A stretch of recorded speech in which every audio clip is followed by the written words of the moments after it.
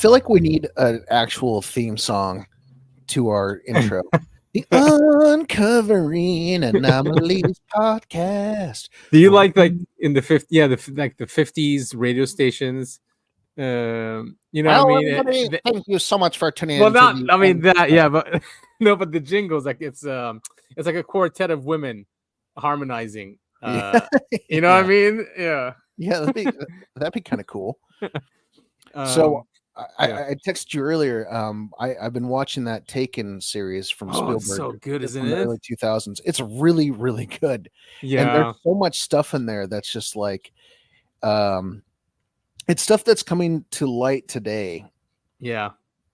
He I mean, they get a definitely, lot right there because I like how they fit it into history, right? So yeah. it's in the background going on while the U.S. government is dealing with other things, right? Like a Cuba missile crisis is in there.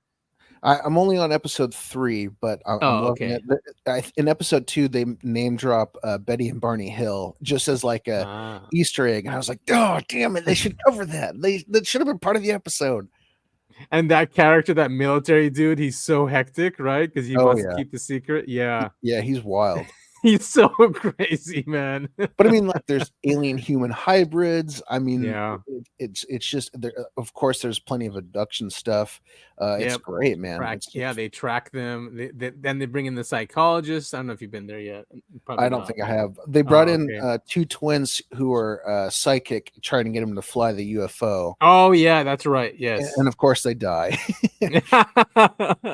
But yeah, I mean, we hear about that these days too. That you need to be a special person to fly these things. Mm-hmm. Mm-hmm. You know, or that you're able to, like, I don't know, deal with like the time warping it does or whatever these vehicles are. Yeah, I mean, it's so cool. Plus, you know, me being a movie TV show buff, there's so many actors I recognize. I mean, you've got the guy from Remember the Titans who played. Have you've seen Remember the Titans, right? With Denzel. Yeah. That's a great movie. The linebacker who gets paralyzed, he's one of the main characters in episode 2. And then they've got rest in peace. His name is Anton Yelchin, I think. Yeah. He was like an upcoming Hollywood star, and then he got crushed by his own Jeep. Oh my God, that guy! Yes, yeah, he plays the kid in episode 2, and so far what I've seen of episode 3. That was such a bad act. I mean, he was checking his mail, and it put itself in reverse and killed him. And killed him. It's such a sad, crazy story.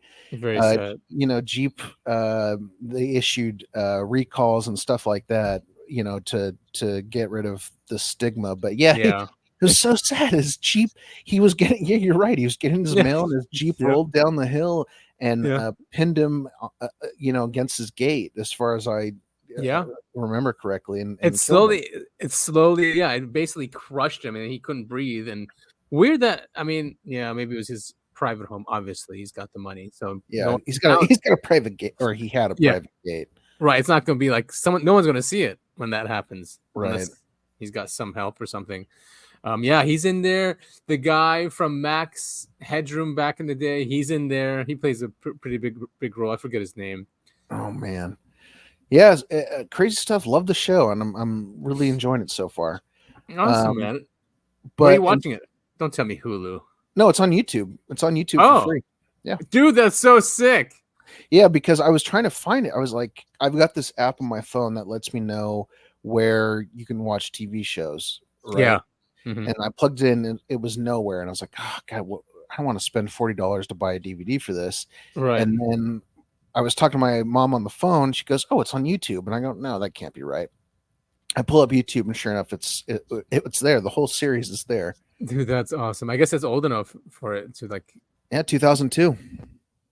Wow. So what, copyright ends? Yes. Enough about TV shows. Let's talk about podcasts. Let's talk about one podcast in particular. Let's talk about the Uncovering Anomalies podcast. I love that name.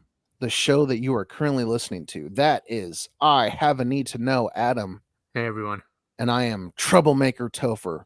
That's right. I'm going in your kitchen. I'm smashing dishes. Going in your garage. I'm flattening the tires in your car. I'm making trouble. Dude, that's slashing cars. I mean, that's more than troublemaking. that actually, weirdly enough, okay, so I was in high school. Speaking of Jeeps, I had a 1997 Jeep Grand Cherokee. Oh, I Loved it. love that model. I had one too, by the way. I had a white one. Oh Was yeah. yours was white too? I think, wasn't it? No. Mine was Oh, green. oh yeah, Mi- yeah. I Mine remember. was green. There was one day, because I grew up in a small town, you can drive home for lunch, and because we had open campus lunch, you could leave school property to go to lunch, so everyone would leave. So me and my friends get in my Jeep and we're driving home, and everyone in the parking lot is honking at us and we're waving, going, oh, it's so funny.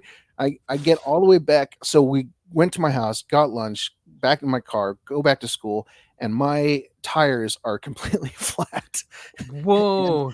And this is the weirdest thing. So were all the other Jeeps in the parking lot of my school of about 400 people. So they just went after all the Jeeps? Someone, had a vendetta to pick with someone who was driving. And this is my assumption. They had a vendetta to pick with someone who drove a Jeep, and they didn't know whose Jeep it was. So they just, lowered the tires on everybody's Jeeps. It's wild. Just absolutely wild. That is insane. I mean, would you just laughed at them? Well, I don't know who it was. To this day, I don't know who it was. Oh no! But you said you were driving around. Oh, but you didn't do anything anyway. People were honking at me, as in trying to tell me that my tires were flat. Oh, okay. I thought you started messing with people, and then no. Oh, all right. Damn, man. Yeah, that's an expensive thing. I mean, tires are not cheap, and that really hurts. Right. Well, I mean, filling up a tire is not a big deal, but when you drive on a flat tire, it ruins the rim. Thankfully, there was no damage on my car as far as I remember. But that is a cool car. I mean, and a real off-roading car as well. Even though it's Grand Cherokee and it's luxurious, but it really can go off-road. I took it to really cool places. Can you hear that? Yeah. What is that? Helicopter? Yeah, helicopter flying overhead. Sorry about that. Wow, I guess there's a military show going on. Something's going on. There was a ice cream truck that drove by earlier. I'm assuming that wasn't related. Probably not. Well, there might be like something. Do you guys have something in the neighborhood going on, like some festival? It is no. This is a quiet, family-oriented neighborhood. It is quiet. How is the new place? Oh man, it's fantastic. I love it so much here. That's awesome. Dude, just the whole being this close to work is just complete game changer. Yeah, I hear you. It's so draining when people have to commute. It just is. No matter, you can listen to podcasts. I guess that helps. Yeah, you're in traffic. I used to listen to audiobooks a lot. Well, I mean, I still do, but yeah, audiobooks really helped. Yeah, they're great. I go to sleep to audiobooks. I don't know if that's good or anything. I'm not really listening. Well, cool. Much, but yeah, let's continue. So today we're gonna go into the Aztec 1948 UFO crash, and there's a lot to this, and of course, as usual, it is controversial whether it's real or not real, hoax, not a hoax. There's been a lot of things that came out from official people as well about this crash, but yeah, it goes back to what's his name, Frank Scully, who wrote the book Flying Saucers Are Real, or is it Behind the Flying Saucers is what he wrote. But yeah, we'll go through that, and then we have some updates to go through with our UAP disclosures and all that stuff. But yeah, this is definitely a cool case. And we'll go at the end. We'll see another big leak that came out just a few years ago, which is really cool as well, which I haven't heard of, but I found it while doing this research. So I guess we can do with this. We can go through a summary, and then we can go through some details, and then we can make, I guess, a decision on what we think. Nice. Yeah, I like it. Yeah, I actually have not heard of this one. You told me what the plan was for today's deep dive, and I Googled it, and the first thing that popped up was, of course, Wikipedia that says hoax. Yeah, I saw that. So it's in the title too. It's not just saying an incident and then within the title. Within the article it says it's a hoax. No, it's actually in the actual title. Right. Like Roswell doesn't get that. Roswell, UFO, the Roswell crash hoax. It just says Roswell crash on Wikipedia. So I thought that was pretty strange. Very strange. All right, so Aztec is in New Mexico as well, and this is in 1948. So we're talking about a year after Roswell. So this was a time of heightened military awareness. You know, we had nukes, we just dropped them. Lots of paranoia, Russia, all that stuff with Russia as well. But you know, we still had lots of free speech in the country and freedom. So this came out because of people that were researching this and heard about it. So anyway, so this is going. So on March 25th, 1948, a flying saucer had a controlled landing near Aztec, New Mexico. At about 3 to 4 a.m., two patrol policemen observed a glowing disc shape over their car. It headed to the northwest. This was not the first time they had witnessed similar lights, but this time Andy Andrews and Manuel Sandoval decided to investigate it, following it to the Four Corners area. Here's the Aztec UFO crash location. They're showing an image of it. Oh, nice. Yeah, so the Four Corners consists of the southwestern corner of Colorado, the southeastern corner of Utah, and the northwestern corner of New Mexico, and the northeastern corner of Arizona. How cool! All in one area. And site.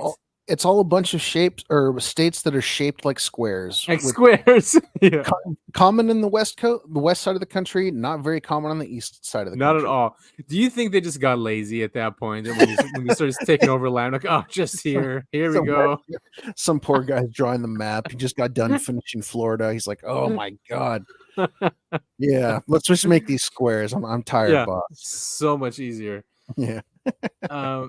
So close to 5:30 a.m., a rancher, as usual, Mr. Archuleta, left his house to feed his goats, and he heard something similar to a sonic boom. It appeared from a glowing disc flying over his place going north. The disc collided with the cliff on the other side of his ranch and consequently bounced, continuing flying towards the north. So it didn't really crash there. Mr. Archuleta went to the local store to communicate with the authorities by phone about what he had witnessed. He made a long-distance call to Albuquerque Air Force Base. Oh, can you even call Air Force bases nowadays? Probably not. No, I mean, no, of course there is. If you go to the website, they all have numbers, but you know. Right, yeah. But I can't imagine that poor secretary. And this. So, did you say when this happened? Was that at the 1948, March 25th? March. This happened soon after March Roswell. 25th. Almost a year. Looks like 10 months. Right. Okay. I can you imagine that poor secretary fielding calls? I know. I mean, so when they say long distance call, I guess he's at a payphone or something. Long distance. He's in New Mexico. Because it's not like he dialed it up on his cell phone. No, he didn't. All right. So he went to the local store to communicate. Right? So New Mexico corners are known for many oil and gas wells. Near dawn, some oil field workers, Doug Nolan, and Bill Ferguson, local El Paso Oil Company employees, received the order to check a brush fire in Hart Canyon. The two young men arrived at the place and found no problems close to the oil tanks. However, at the top of the mesa, they spotted smoke. They arrived. That is Peak USA. Got to make sure the oil is okay before checking anything out. Totally. They arrived at the mesa about 6.8 miles from US 55 in San Juan County. Consequently, found some smoldering bush, but also a 100-foot disc-shaped craft slightly tilted. Yeah, speaking of taken, I mean, that happens in the first episode. They find that UFO, jammed in the ground sideways. Yes, I think it's Roswell in that one, right? For Taken. Yes. Yeah, I think it's Roswell. All right, do you want to continue? Yeah. So this is the rescue team at the top of the mesa. The flying saucer had a perfect circle with a dome on top and another on the bottom. It seemed like no landing gear was visible. Poor planning. Both teenagers, 18 to 19 years old, investigated the area, and the metallic ship had no bolts, screws, rivets, and signs of welding. We've talked about that on the show before, that's how you can tell a UFO is either terrestrial or extraterrestrial. If it has no seams, no right. rivets, no seams. That means it's extraterrestrial. Right. So Doug Nolan, or Dog Nolan, depending on who a Navy veteran from World War II, walked around the flying saucer to get a close look at the dome. The dome was mirror sunglasses. That's a mirror sunglasses. So really, okay. Anyway, the dome was mirror sunglasses. At closer inspection, inside, he saw the two bodies collapse over the panel. The only defect he could identify on the machine was a quarter-size hole in the metallic structure. With the help of a long pole, Bill Ferguson managed to hit a switch inside of the craft. What?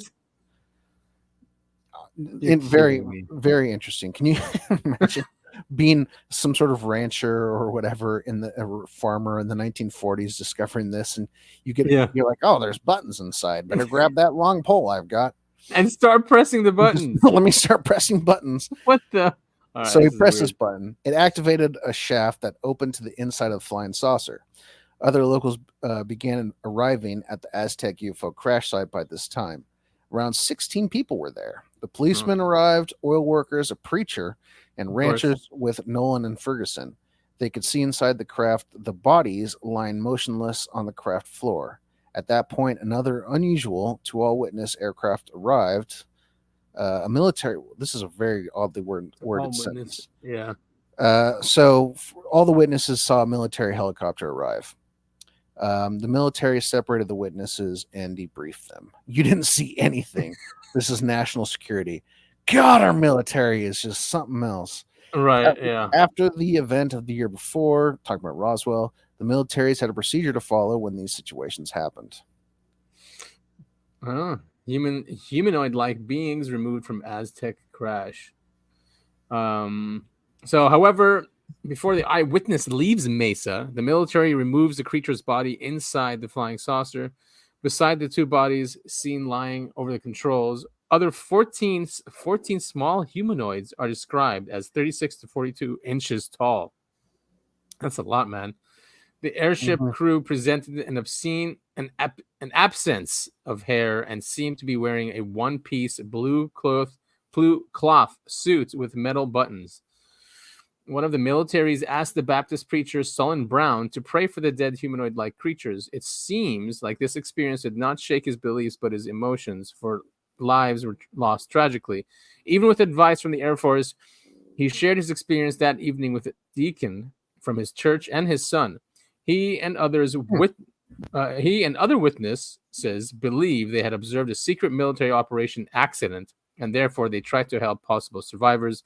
The Air Force surrounded the flying saucer crash site, keeping it unavailable for almost 2 weeks until they could remove all the debris. Militaries opened a road to facilitate the heavy trucks arriving at the mesa's top. As a result, they built a concrete slab to help the craters collect the aircraft's more prominent pieces. Unlike Roswell. I'm trying to picture this in my head. Open a road to facilitate heavy trucks. Okay. Interesting. All right. Sorry. Continue. Unlike Roswell, the UFO crash incident did not make the pages of the newspapers on the days after March 25th, 1948. Erasing the Aztec UFO crash incident from history. A year later, Frank Scully published the book Behind the Flying Saucers in 1950 with 250. You've read it? Yeah, I have it as an audiobook. Oh, nice. Okay. Yeah. I'm going to have to check that out. It's published in 1950, had 250 pages, including other UFO incidents and articles on the flying saucer subject. By 1952 and 1956, John Philip Kahn published True magazine articles claiming two convicted oil business con artists, Silas M. Newton and Leo A. Gebauer, tricked Scully into a hoax. So this is where the hoax narrative comes from. Yeah, right. I mean, even Stanton Friedman, he said just because two con artists said it doesn't mean it wasn't a genuine story. Yeah. When looked into it. So coming from World War II and facing the threat of communist regime, the U.S. government, first under Harry S. Truman, fun fact about Harry S. Truman, his middle name literally was the letter S. I'm serious. No, I'm serious. Look it up. His middle name was just S. It's just S. So that that period after the S there is a typo. His middle name was S. I'm not kidding. Look that up. I guess just to sound more official or something. Yeah. If I remember correct, if I remember correctly, his parents couldn't. They both had family members with the name S that they wanted to make as his middle name, but they couldn't decide. I might be misremembering that, but I'm not misremembering. His middle name was S. Sorry. Okay. Yeah, did not actually have a middle name. Yeah. So let me start this paragraph over. I just had to spill my one knowledge point about Harry S. Truman. I know nothing else about the guy, other than he was president. Coming from World War, yeah, the most important things. Coming from World War II and facing the threat of communist regime, the U.S. government, first under Harry S. Truman and later with President Dwight Eisenhower, he had highly understandable reasons to hide the Aztec, New Mexico UFO incident. From that point of view, the government's covered up operation worked almost perfectly. Scott and Suzanne Ramsey reopened the Aztec incident case to the world. The UFO community ignored the incident for years, believing it was a hoax. However, almost 30 years later, Scott and Suzanne Ramsey decided to reopen the case. With the help of Dr. Frank Thayer and Mike Price, they discovered many documents. The archive was ignored over the years by other UFO researchers, including those hundreds of files from the Frank Scully archives at the University of Wyoming and continuing research after William Steinman and his UFO crash at Aztec, a well-kept secret. Yeah. Is that another book? Let me see. Seems like it. Yeah, it is. Cool. All right. Even in the past years, they could contact and interview secondhand witnesses and some first eyewitnesses willing to speak, especially facing the end of their lives. Yeah, secondhand witnesses are pretty wild because you're asking somebody what somebody else told them. Yeah, exactly. It becomes hearsay. Unfortunately, that's the problem with people who are investigating Roswell. I mean, it's so long ago now. Yeah. Now it's, my dad's friend saw this thing crash in the desert, and that's who you're interviewing. And it's just like, Yeah. I mean, we have affidavits from the first-hand witnesses. Yeah. Those are the National Archives. But yeah, I mean, you can't ask anyone now. They're all gone. Right. Yeah. Okay, so all those at the top of Mesa in 1948 prospered way beyond the average possibilities after being sworn to secrecy and debriefed by the military. In 2015, Scott and Suzanne Ramsey and Dr. Frank Thayer released their findings in the book, The Aztec UFO Incident. Yeah, there's a lot of books in this. I like it. I like books. Yeah. There is a large amount of new data. According to the documents and interviews collected by researchers, it would prove the involvement of Majestic 12, CIA, FBI, U.S. Air Force, and U.S. Army. Yeah, the normal, normal groups are always involved with UFO incidents. So for years, Stanton Friedman, Canadian ufologist and retired nuclear physicist. I didn't know he's Canadian. Oh yeah. Okie there. No, he's from the Great White North, Man, I love listening to his presentations. I just love it. Yeah, he's brilliant. Yeah, something else. I had no idea he was Canadian. Cool. Yeah, okie dokie. Oh, the man who rediscovered and presented the Roswell UFO incident to the world in the 70s, he treated the Aztec crash as a hoax. Don't you know? Hoax. After reviewing the evidence brought by Scott Ramsey, he opened to the possibility of the Aztec UFO incident being real. Could Frank Scully be right in the 50s? Was his voice suppressed and discredited for faulty connections? Yeah, he scrolled faulty connections. Well, there has been stuff that came out. There was one. There is an FBI document. So we can skip this stuff because it's just telling us. What we just read, essentially. I'm assuming that's a summary of found to has ufologist Scott and Susan Ramsey. It's probably from their book. Yeah, it looks like it. Well, let's read it. From 1952 to 1986, no one came close to the incident in the Aztec. It was as if poisoned by accusations of forgery, and UFO researchers bypassed its 7 kilometers. We carefully analyzed this case in our book and came to the conclusion that the authorities were ready to go even to the complete destruction of the lives of these 2 or 3 people, if you include the journalist Scully, in order to get a good cover. But if you analyze the original eyewitness testimony, then it is impossible to refute them. Man, our government would just And that was basically their first one that they covered up after Roswell. And that was really quick. Just took them 10 months to figure out what to do. I mean, they got the memo early. I mean, they figured out they figured out, we have to, shun this from people's eyes. We can't let people know about this. Yeah, and just discredit people and call them, con men or conspiracy theorists and conspiracy. Yeah, that wasn't out yet, but now it's just these are known con men. So in 2011, Ramsey also drew attention to a bizarre FBI document that surfaced the same year called the Hotel Memo, written by Guy Hotel or Hotel. I think it's Hotel. Hotel, the head of the Washington D.C. FBI in 1950 to FBI Chief J. Edgar Hoover. The document was posted in the archives on the official website of the FBI, and over the next few years was often featured as a document that officially confirmed the alien cover by the U.S. authorities. The document specifically said that, quote, a source in the Air Force stated that 3 so-called flying saucers were recovered from a base in New Mexico. They were described as circular, with a raised center and approximately 50 feet or 15 meters in diameter. Each of them was occupied by 3 figures of the human form, 3 feet high, clad in a very fine textured metal cloth. Each body was tied with belts in a manner similar to the fastening for test pilots. According to Mr. G, name withheld, these were found in New Mexico using a very powerful radar installed in the area. It is believed that the radar reacted to the mechanics from the saucer. So he's in fact a G-man. Mr. G. Oh, look at this. They actually commented, the FBI. They said that it did not confirm anything, but simply outlined some information that came through second or third hands. However, many ufologists are still sure that this note was accidentally leaked from the FBI's secret folder and that it is completely true. Yeah, some people are thinking it's the Roswell incident. Yeah, but it's not the Roswell incident. Scott Ramsey in particular is confident that the document is also referring to the UFO crash in Aztec City. It's a pretty cool name, huh? Aztec. They actually have like a whole UFO thing like Roswell. If you go visit Aztec now, so I'd love to. I mean, the Aztecs and Mayans, I was fascinated with as a kid. A full culture. This is Central America, but of course, culture crept up north all the way to New Mexico.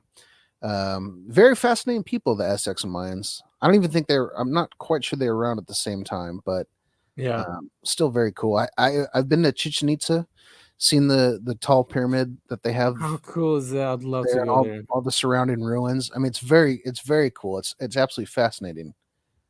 How tall is that thing? I mean, is it tall? Are you allowed to climb up? No, not anymore. You were allowed to, I think, until about the 70s or 80s, and they stopped all that. But I mean, what's fascinating, all of that stuff, it was completely buried in the jungle. I mean, obviously, so nuts. They cut all that down since they found it. But what's really cool about the pyramid there is, depending on where it's like during the summer solstice, I think, the sun sits in a particular place. They carved the pyramid so perfectly where it creates a shadow. It looks like a dragon coming down the steps of the pyramid. You're kidding me. No, it's really cool. That's brilliant. And I did see something where someone would clap and it does this sound, this weird. Yeah, it makes it sound back. Yeah, I remember. Our tour guide said that was just a happy coincidence. That's not what the purpose was, but it's really cool. But they also have like the Aztec whistles where you blow into it and it sounds like people screaming to their death. Supposedly they'd use that to psych out the different people they were fighting against, which is my god, that is hectic. That is crazy. This is why I'm fascinated by that period of time. I love ancient human history. I think it's so cool. Yeah, it definitely is. Now they're all gone, right? All the spaces now are churches, and a lot of that information is just of those civilizations are gone because they were heathens. Yeah, I mean, and that sentiment is all over the world. I mean, there's so many cultures that have just been completely absorbed and buried by civilizations all over the world. Yeah, unfortunately, it happens so much, and throughout history. I love really quick. I remember I think it was Italy. someone was doing construction and they found ancient Roman, like not ground, what's like tiles underneath where they were digging. I mean, it's just crazy. Yeah, Greece is like that too. Any Greece was, project, before any project happens, they have to bring in the Ministry of Antiquities because they always find something when they dig. Always. And there's also, I think it's Bruges. They've got that's a city that's essentially 2 stories because the lower level is the ancient, because they were building this new city, and then as they were digging, they found a second city underneath it. I mean, So is it Bruges? It might be huh? Bruges. I can't remember. Yeah, it's fascinating. Yeah, have you ever heard the mud flood theory? Did you ever go down that rabbit hole? No, I haven't. Oh, it's a nice one. There's some good YouTube channels that talk about it. Mud flood? Mud flood, yeah, that something happened to a civilization, but they say it was all covered up by mud, and they use evidence for cities here in the United States where it looks like everything is built on top of another city or another civilization that was here. Yeah, really cool stuff. Very fascinating. Yeah, I love it. All right, so the document believed, we just said, is Aztec, because according to eyewitness accounts, 1 disc crashed in Roswell and 3 discs are mentioned in the note. And secondly, there was one strange case when a certain person from Denver tried to sell photographs allegedly taken at the site of a UFO crash in Aztec City, and the FBI tried to persistently go out to this person in order to acquire these photos. If the UFO crash in Aztec City hadn't existed, why would the FBI be trying to get a hold of these pictures? Yeah, but Wikipedia said it was a hoax, so this has to be a hoax. It works. I mean, like, as we can see, people just does. did not investigate it for years until it was reopened. We're not gonna read all this, but I did want to. There are. This is Professor Robert Carr. So apparently, he was a professor in the University of Colorado, and he gave speeches to his class about this, and it was recorded about this Aztec thing. So we can listen to some of it here. Here's the lecture, and then our listeners can just listen to the whole thing in their own time. But nice. It is really cool too. Known throughout the academic. Even these guys, when they speak, right, it's just a completely different way of speaking. I think it's slower and, just enunciate. But they all sound like the 50s announcers in a way. All right, let's listen to this. World, the medical world, it is known throughout the Air Force, and above all, it is known throughout the CIA. That the air intelligence at Wright-Patterson Field has in its possession a spacecraft, 31 feet in diameter, and it is entirely undamaged except for a hole, small hole, broken in the plastic dome, the transparent plastic dome which covered the cockpit. And because of this accident in space, the 12 small human beings died suddenly of decompression in the purely mortal way that the Russian astronauts perished last year in a similar. I wonder if we shot it down from space. It looks like it sounds something like that, where we punctured it and brought it down that way, or something punctured it in space. Sounds like more accident of decompression during re-entry. They were not shot down by our fighter planes. Yeah, right. They suffered an operational loss. However, in this particular case, it was very fortunate that our alert radar net in the western states had the UFO on its screen. In fact, 3 radar stations were tracking an unidentified object at immense altitude and traveling at unbelievable speed when it stopped, fluttered, went out of control, and fell circling toward the Earth. Because 3 radar stations were locked on it, they were able to triangulate the point at which it reached Earth. That point was 3 miles west of the small town of Aztec, New Mexico, in the northern part of the state near the Colorado line. At that time, I owned and operated a ranch in the high mountains of northern New Mexico. It happened in my neighborhood. All available law enforcement officers were rushed to the scene, and planes were flown from the nearest major Air Force base, which is Edwards Air Force Base in the Mojave Desert. And as they landed, there was a silvery gleaming disc-shaped spacecraft standing on a tripod landing gear. Apparently it made an automatic landing after its occupants had died. Huh. And as the local sheriffs approached with drawn guns, oh, you may be sure the guns were drawn. Let anything new appear, and the guns are drawn.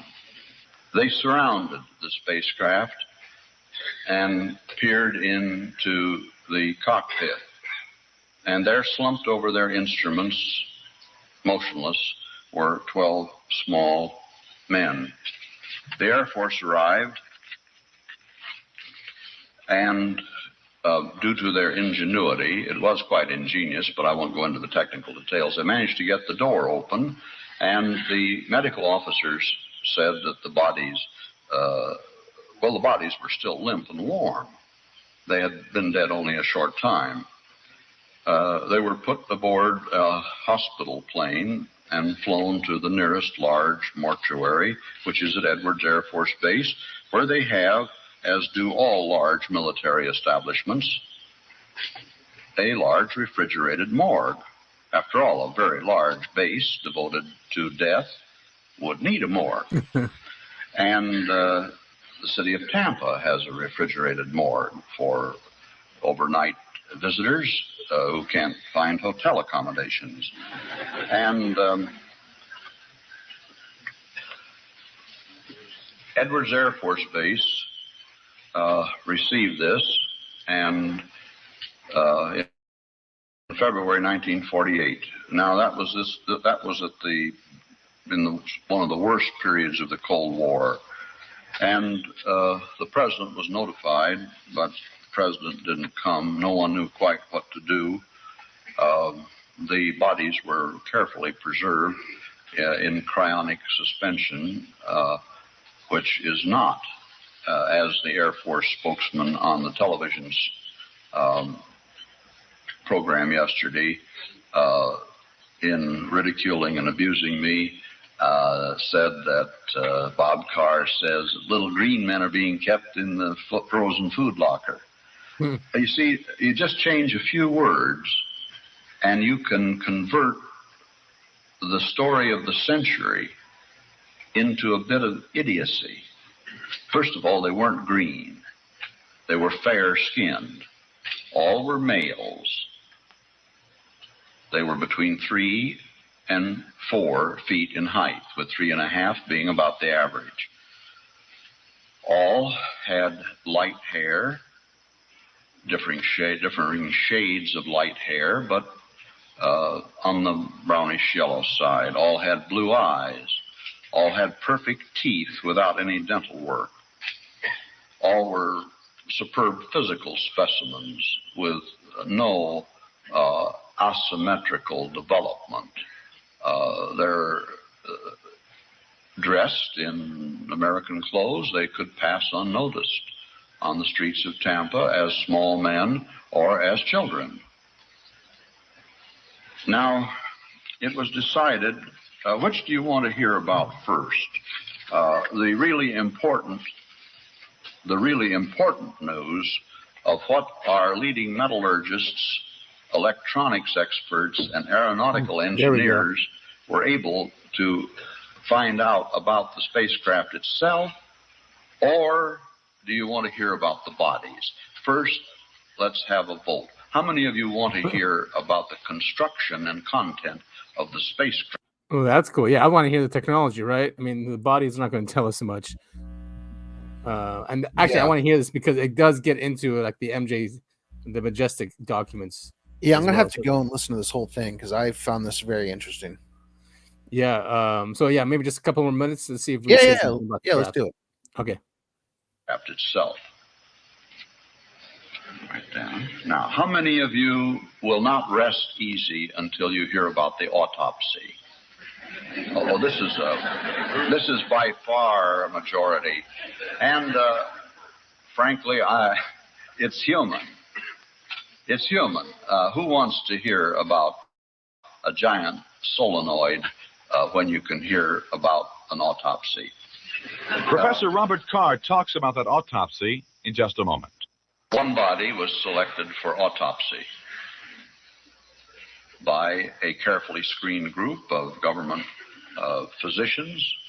I'm going to skip to see if we can get to the craft, right, instead of the bodies, or you want to hear about the bodies? Topher? Sorry, I was muted. Yeah, no, let's fine. skip ahead. Okay. And they had never seen so highly convoluted a brain.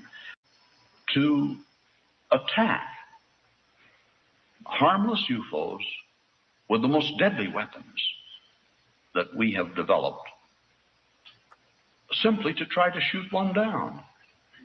They have never succeeded. Certain pilots during debriefing sessions, shaking, ashen-faced woman. I am an old man, usually quite feeble. Or as a Pennsylvania Dutch farmer said to me in a very pithy statement, which is much more eloquent than my plea, so slow we get smart, and so quick we get old. Unidentified flying would be if the president came on the air and oh no, there we go. Is known throughout the academic. It won't let me go past that. Is known through. Oh, that sucks. Without hearing the whole thing. Well, our listeners will have to go and listen to the whole thing then, and it sounds like it's worth it. Yeah, definitely worth it. So also there was Robert Starbacher, which is he's a known U.S. government scientist that also was known to work in these programs, MJ-12. He was contacted by a Canadian investigator. I think was it Wilbur Smith or anyway, it's something Smith. And when he heard about this in the 1950s. So let's play this clip about that. He mentions Scully's book. I was going to say they're talking about Scully's book, and hopefully our listeners remember that Scully was the one that wrote the book about the Aztec UFO crash. Exactly. Last witness, Robert Starbacher. And I mentioned Dr. Starbacher, who most of you probably know, for a couple of reasons. One, as a Canadian, it's always nice to throw a Canadian angle in. And Starbacher came to light through the work of Wilbert Smith, Canadian government civil servant, who was interested in flying saucers and geomagnetics, which was his area of expertise, and tracked him down in the 1950s and asked him a few questions about the UFO phenomenon. And specifically, this is how it relates to Aztec. Wilbert Smith had read Scully's book, Behind the Flying Saucers. And he said, I have read Scully's book and would like to know how much is true. And Starbacher said, the facts reported in the book are substantially correct. And Smith said, then the saucers do exist? And Starbacher said, yes, they exist. So here's a government scientist from the United States telling a government scientist from Canada, hey, the facts in Scully's book, which by then had been largely discredited in the public eye, are substantially correct. And yes, the flying saucers do exist. He went on, because the Woods are great MJ-12 people. I'll briefly mention MJ-12, because I've also done a documentary on that, which is for sale downstairs, cheaply priced. Starbacher continued, flying saucers exist. It's the most highly classified matter in the United States, rated higher than the H-bomb.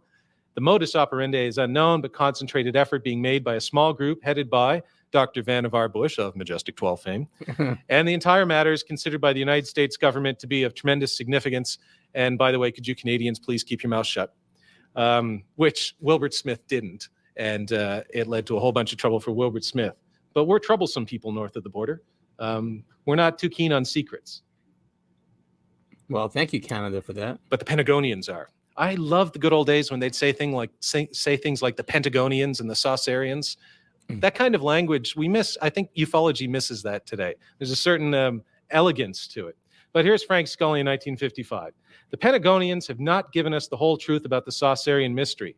Remember, again, this is after he'd been dragged through the mud as participating or an unwilling participant in a hoax.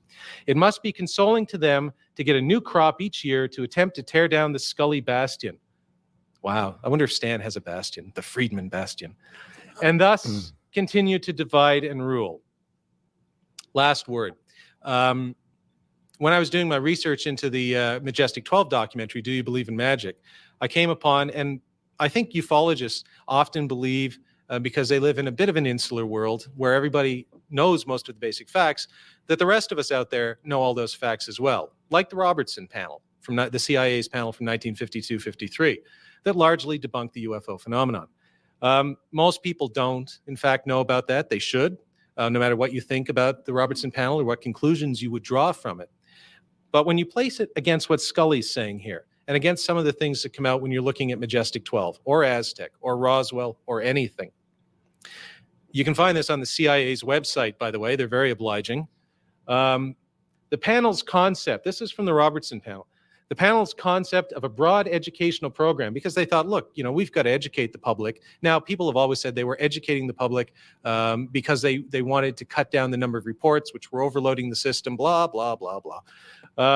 That may be true. But I find this interesting.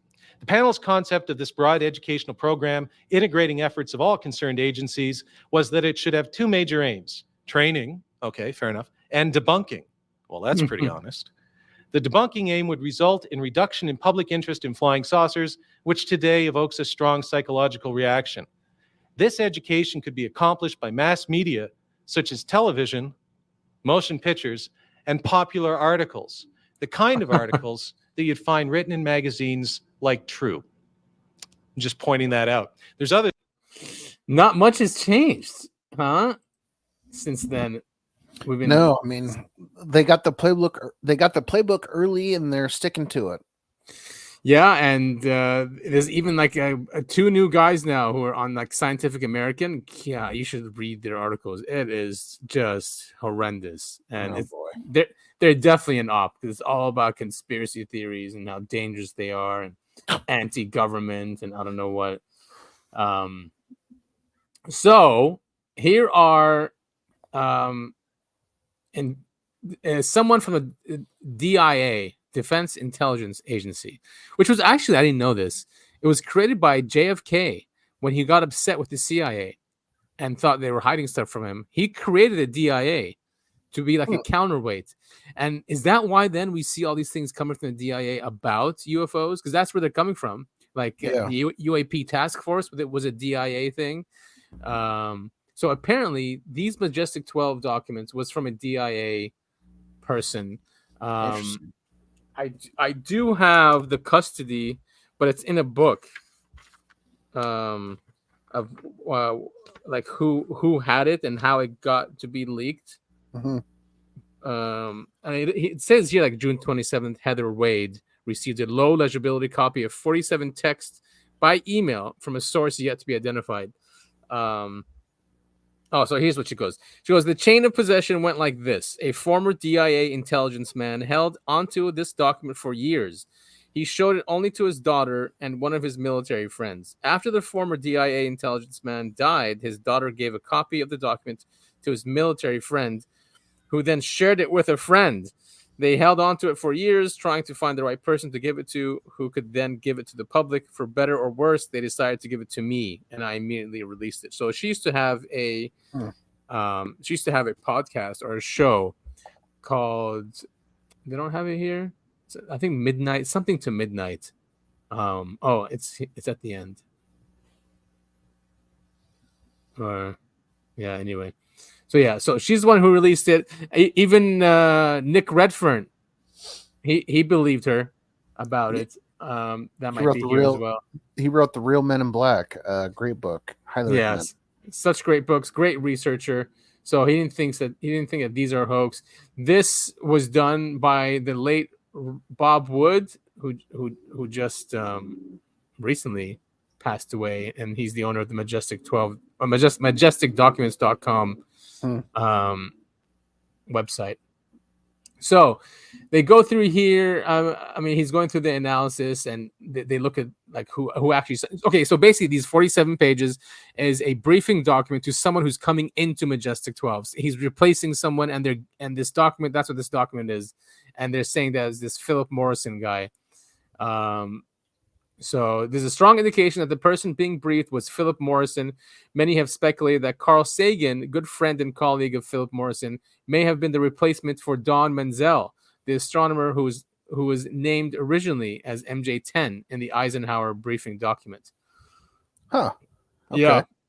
So while the 47 pages are filled with exceptional detail on many aspects of what MJ12 want to tell the entry-level person, some of these details had never been revealed, such as the specific names of those scientists who were involved in the crash recovery. Is a guy called Horace Van Valkenburg. It also stated that he was the holder of over 30 patents based on research he began after his analysis of the structured materials of the disk craft, which is I guess the one that was intact, right? That crashed in right. Aztec. Yeah. So assuming that the DIA 47 pages are correct and the 30 patents mentioned were based on the technical discoveries from the Aztec vehicle, either the patents were classified. USPO claims that all patents are public property. So the patent application is what would have been classified. Mm-hmm. So they're still looking for those original patent applications. But on archive, we can find the document. It is, I mean, it's much longer, okay? And it's a briefing document, but this is where the Aztec one starts, right here. Cool. How do we make this bigger? Of course, eyes only. 25th March, 1948, there it is. And they go through it in detail, real detail. I want to go through this entire document because apparently it even has the interview with an EBE. Oh, sweet. Okay. Well, so it might. Let's see what is anything new. All right, so it's if I can read it. The disc-shaped flying machine came down about 12 miles northeast of the small community of Aztec, New Mexico. The controlled landing occurred in a small desert canyon on the private grazing land of a local farmer and rancher. The approach of the disc was tracked with the aid of 3 high-powered missile tracking radar stations belonging to the recovery network of the White Sands Test Range and located in classified area of southwest New Mexico. The disc craft, they're calling it, was first observed in violation of the restricted airspace of this facility. Nice.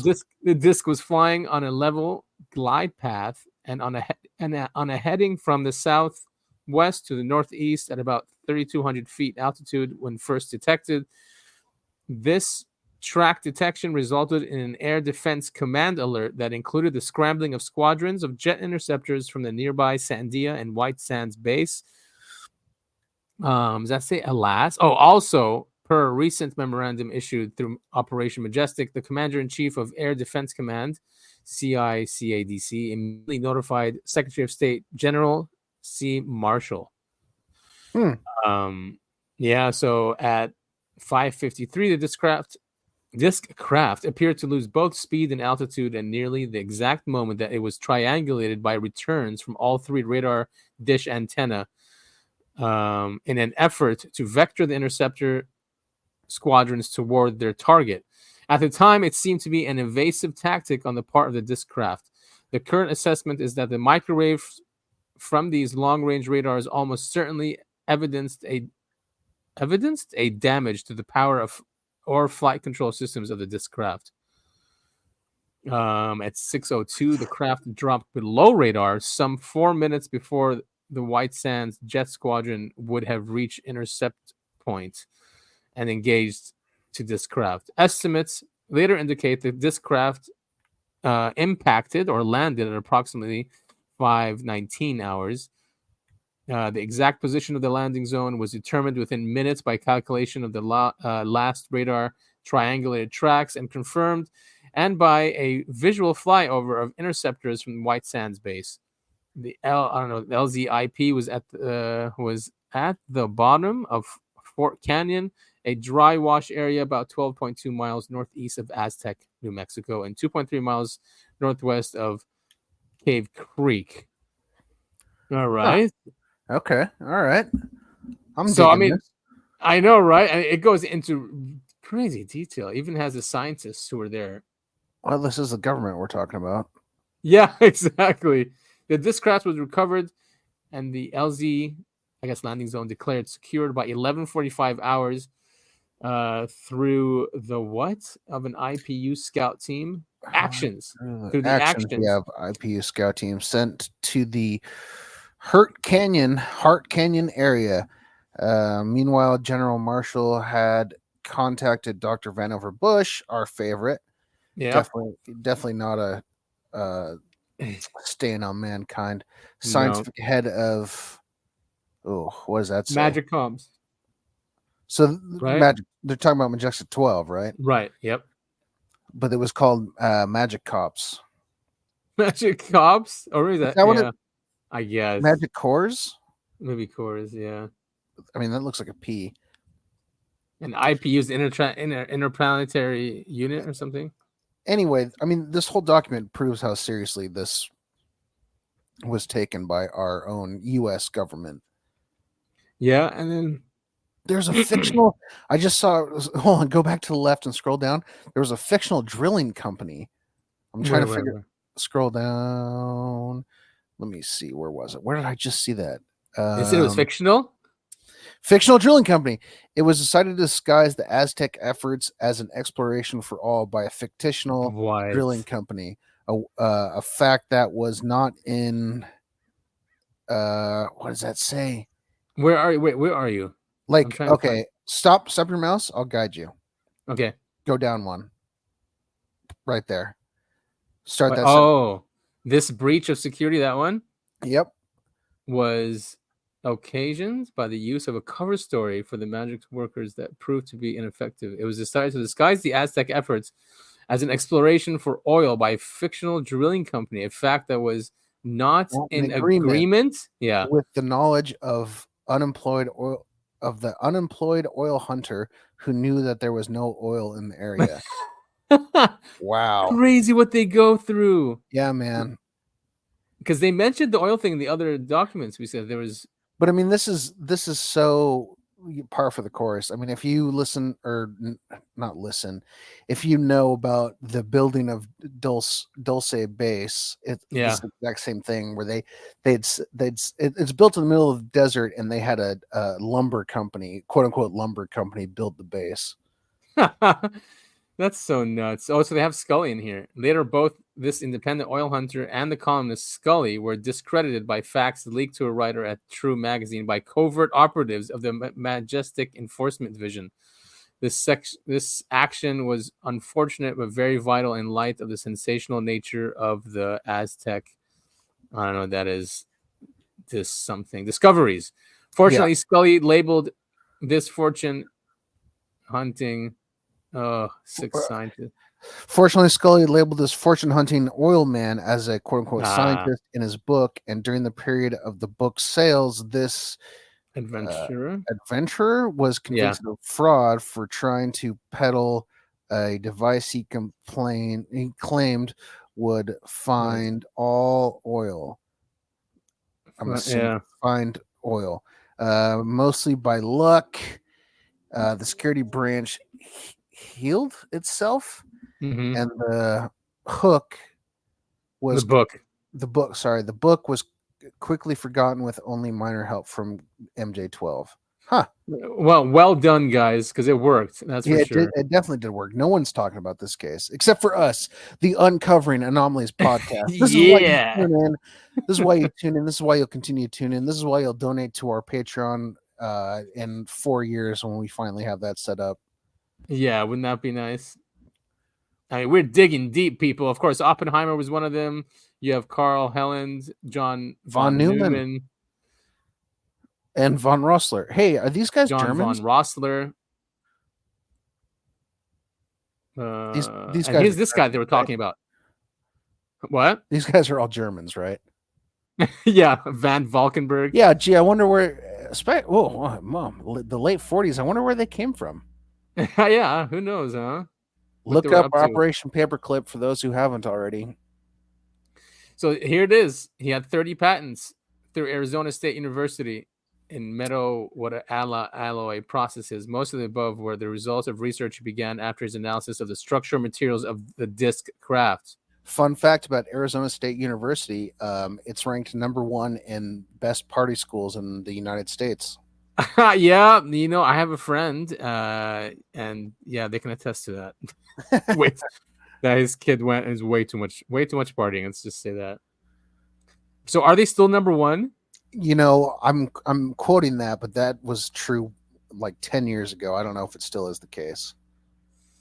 But anyway, this is really cool stuff. Hard to read, of course. Very hard to read, but very fun. I think we should move on. And point our listeners, if you want to read the whole document, of course, all of our stuff is in the show notes. You can go and check this out. Yeah, and it's on archive.org, which is an amazing website. So, and just remember, guys, this is top secret, eyes only. So don't copy it and send it, or don't even read it. Don't even read it. Exactly. CNN was like saying stuff like that during COVID. Do not read the documents. Don't do your own research. Don't do your own research. COVID will kill you. He spoke perfect English, huh? The humanoid with a slight untraceable accent. He was German. Okay, but this is the thing.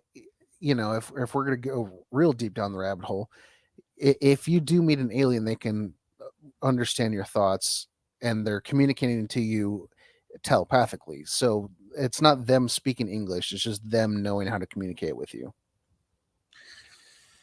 I don't think I'm scared anymore if I met an alien. It's fine. It's just like seeing a cat or something, or an owl, or an owl that's just staring at you. Yeah, I think I'd be freaked out, but I'd be freaked out, and I'd be telling them like, "Hey, I'm really scared, but I want to know what's going on right now." Right? Don't be shocked by my fear. Please don't shove anything up my ass. I want to know what's going on right now. Yeah, haven't you guys done that enough? Right? Yeah. Enough. Yeah. Can you imagine if they're like, "What's up there? Oh no, it's just poop again. We're expecting to find something else, but it keeps being poop." Yeah, you need to give an enema for. Yeah, clean that thing out. Yes, condensed conversations with Aztec, New Mexico extraterrestrial biological entity from April 1948 to March 1949. Cool. Let's move on. All right, so that is. Oh no, yeah, that's what we have on the Aztec UFO crash. Hell yeah! Obviously, don't trust Google, or for God's sakes, don't trust Wikipedia. What is that? It probably just talks about Frank Scully and the two guys that were known. I read the article and it said Frank Scully was scammed by two guys. Yeah, there we go. To write this book. I mean, that's literally what the article is about. It's such a shit show. It works, dude. Right? Someone will look it up after reading about it, like, oh, it's a hoax, and continue, and that's it. Yep. Nothing about the FBI documents or. It's unfortunate that we as a humankind, the first thing we Google becomes our truth. Yeah, and they're going to replace it with AI, even worse. They already are. Actually, when you Google something, the first thing that comes up is an AI. It even says this summary brought to you by AI, sponsored by PepsiCo. Yeah. And where'd they get the summary from? Usually it says, was it from Wikipedia? It was from Wikipedia. Oh God. Yeah, I did want to read one last thing about the leak. All right, no, let's just continue. All right, so that's what it is. Everyone can go check out the show notes and read into this. Probably this part's really cool too. I'm gonna read it later. Yeah. About the interview with the just EB. Make sure you're only reading with your eyes, because it says eyes only. And it's top secret. There's no braille allowed. So listener, if you're blind, I apologize. This document is not for you.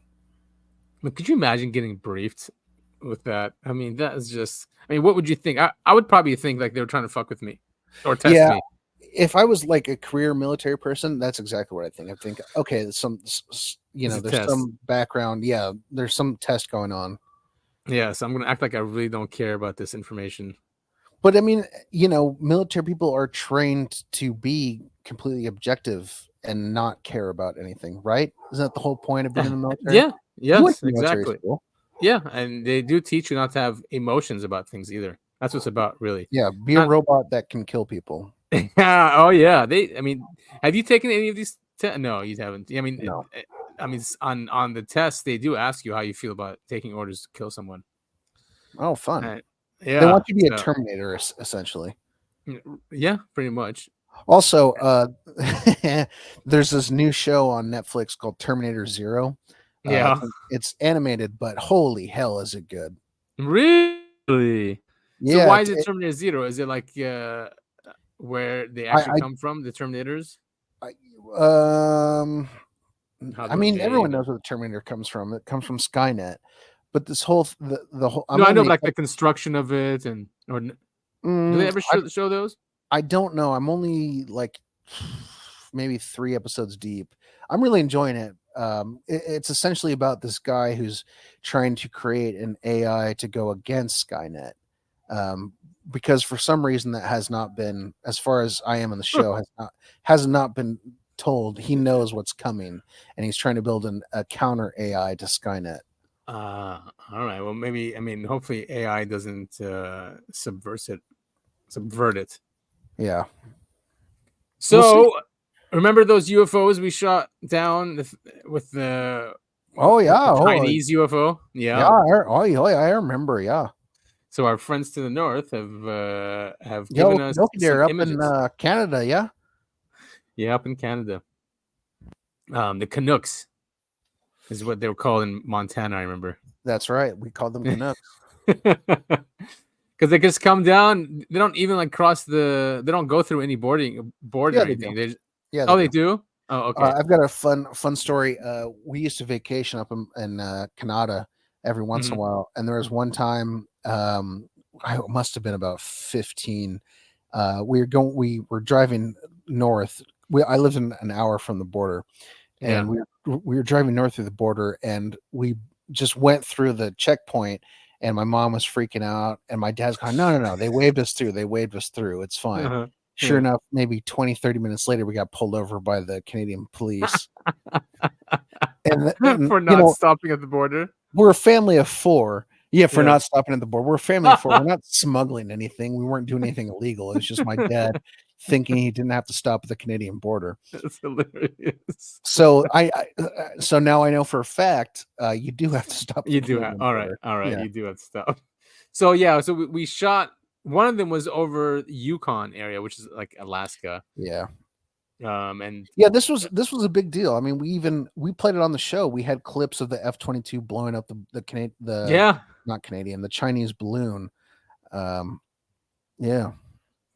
So it appears to be confirmed that UAP 20, they called it, was Dead Horse, Alaska, which they recovered. According to the memo, it was a metallic floating object, and the ground station seems to have switched over to diesel backups on orders prior to the engagement of the UAP.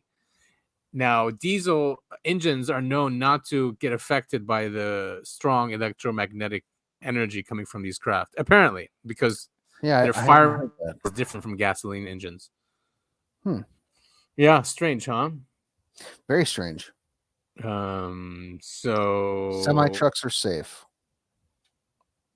What did the exploitation process reveal about UAP 20, described in mission logs as a metallic floating object that the public was told was not a balloon by General Van Herk of NORAD, who ran the shoot-down operation? We're calling them objects for a reason. When asked about by Helene Cooper of NYT, New York Times, on February 12th, mid-Super Bowl press conference about the UAP shoot-downs, if any of these objects were extraterrestrial, Van Herk said he couldn't take anything off the table until they were recovered. What did the recovery and exploitation of UAP 20 reveal about its nature and origin? There's a picture too with an article. Did you see the picture? I did. Yeah, it looks like a donut with a slice taken out of it, and that slice replaced with something dark. Yeah, And I mean, I guess it could be a balloon if the middle part had like the metal stuff. I guess someone on Reddit was trying to say like they had, that picture of the Chinese spy balloon. Yeah, right. Balloon with like it looks like a satellite underneath it, like hanging underneath it. They were trying to say that was what that shadow is, but I mean, yeah, exactly that. But the picture, because the picture on the right is taken from payload. below. Yeah, they're trying to say that satellite thing covers up that. I don't buy that for a second. Hey, that's what I thought too. These ones, yeah, from the Tether incident. Oh, you're getting a like and a retweet. Yeah. Remember the Tether incident on the space station? It was in the 90s. Mm-hmm. Yeah, that's such a crazy video. But also there was people are comparing this sighting to, I think it happened in South Korea. Chicago Bears. Yeah, that's exactly. It looks like the Chicago Bears logo. Science, bitch. Yeah, science. You've seen Breaking Bad, right? Oh, I love it so many times. Well, not so many. 3 times I've watched it. There was a sighting in South Korea that looked. I'm pretty sure it was South Korea that looked exactly like this. Yeah, that's not helpful. All right, the second core has been found. That's from a video game, I think. Here we go. Yep, that's the Tether incident. Yeah, interesting. And then these pictures, though, but these from Alaska. These are not from Yukon. What is that supposed to be? Is that supposed to be the crashed UFO? Yes, not that one. This is the one that was over Montana. Okay. I remember seeing these pictures. Yeah, it was some guy. Yeah, see, Alaska. Interesting. Stop putting misinformation in there. Well, here's the article. The article just actually says it's a balloon. Yeah, but they have video of it flying. Yeah, why don't they just give us videos? Exactly. No, 4K video. They have video of it flying. I saw it on Reddit. Oh, you mean this one? Wait. No, like they have video of that object flying. I think it's that one, yeah. But this is no. It's supposed to be that. Clearly a balloon. No, this isn't the video I was thinking of. Wow, same thing though. See that divot in the middle? Yeah. What the hell is that? Oh, that's a bird. Yeah, definitely a bird. I can see it. It morphed. It's one of those birds that morph. It's a bird shaped like a donut with a piece missing. You know those birds? I do, yeah. I've seen them. Canadian geese. Or it could be geese. Yeah, right. But no, I don't know. I didn't know there was a video. I think that was the video I was thinking of. Oh, right there that we just played. So, what did NORAD shoot down? Blah, blah, blah. Visual. Now it's a cylindrical object. Top quarter is metallic, remainder white. 20-foot wire hanging below with a package of some sort suspended from it. Wait a minute. Okay, so it's not really a balloon. A cylindrical object, they wrote. Top quarter is metallic, remainder white. White what? 20-foot wire hanging below with a... Oh, wait, I'm not even sharing the right tab. I'm sorry. Yeah, I was going to say, I don't know what you're looking at. I'm so sorry. So, so here, visual cylindrical object, they wrote in February 11th, 2023 email. Top quarter is metallic, remainder white, 20-foot wire hanging below with a package of some sort suspended from it. Weird, huh? Very weird. So that was the image approved to be released. It was from the bottom of the craft. But did they recover it? Come on, Canadian listeners, why don't you? Yeah, okay. You gotta go up and you gotta get that UFO. Royal Canadian Air Force and Canada's NORAD. That means their Air Force. Royal Canadian Air Force means their horses have wings. Oh, that's not nice. What? The Mounties. You gotta love the Mounties. Yeah. U.S. President Joe Biden. Anyway, is he president? I haven't heard one thing about Joe Biden ever since he dropped out of the presidential race. I'm serious. I haven't heard a single thing. He went to the UN. Oh, yeah, good. Did a spiel there. Yeah, he really wants peace, and he's livid with Netanyahu, but we just send him billions of weapons. That's how livid he is. Fantastic. So here's that email, and it goes right here. The best description that we have is visual, a cylindrical object. Top quarters metallic, remainder white, 20-foot wire hanging below. It's not going to be alien if there's a 20-foot wire. I mean, so can you imagine? What's the package? They said exactly. 20-foot wire with a package hanging beneath it. Exactly. What's in the package? I guess. Oh yeah, okay. It's Christmas. It's beer. July there. Right. It's probably beer. Yeah. All right. The picture. And that was a really bad picture to declassify too. Yeah, it's not great. There it is. So. It's some guy playing horseshoes in his backyard. I mean, couldn't it get any worse than this? Why does this? I mean, that's nothing. That's literally why do they do that? Well, to keep us guessing. It's to make us keep questioning the narrative, and it's to appease all those people who don't believe in UFOs and aliens. Just go, oh, that's nothing. Yeah, it looks like it. All right, so we're getting our congressional hearings now, November 13th. Yay! Everything's just a couple months away. Yeah, always. Very soon. Mm-hmm. So she was asked. We can listen to her. November 13th. When is it? November 13th. November 13th. Yeah, we had to push it back. What's the goal of the hearing for you? Well, again, to have another conversation about this. And for me, it's about government transparency. Yeah. How much money and where are we spending this? And then, I want whistleblowers to feel like they can come forward. I want people protected. Every American deserves the right to know how their tax dollars are being spent and what it's being spent on. And if it's no big deal, why hide it? Do you trust them? I don't trust anybody. I go into these skiffs. That hurts. That hurts. No, you can't trust anybody. I mean, truly, you can't trust anyone up here. You just can't. But it's a fucking swamp. That is 100% right. It's 100% right. Yeah. And it's both sides. But no, and the media. It's all three sides. It's all three. But I go to these skiffs. I'll go for a briefing in a classified setting. We can't tell you because I'm not read in on. I don't know the name of the program. I'm not read in on it. And then how the hell are we supposed to know how much money is being spent on it and where it's being spent? It's bullshit, as I like to say.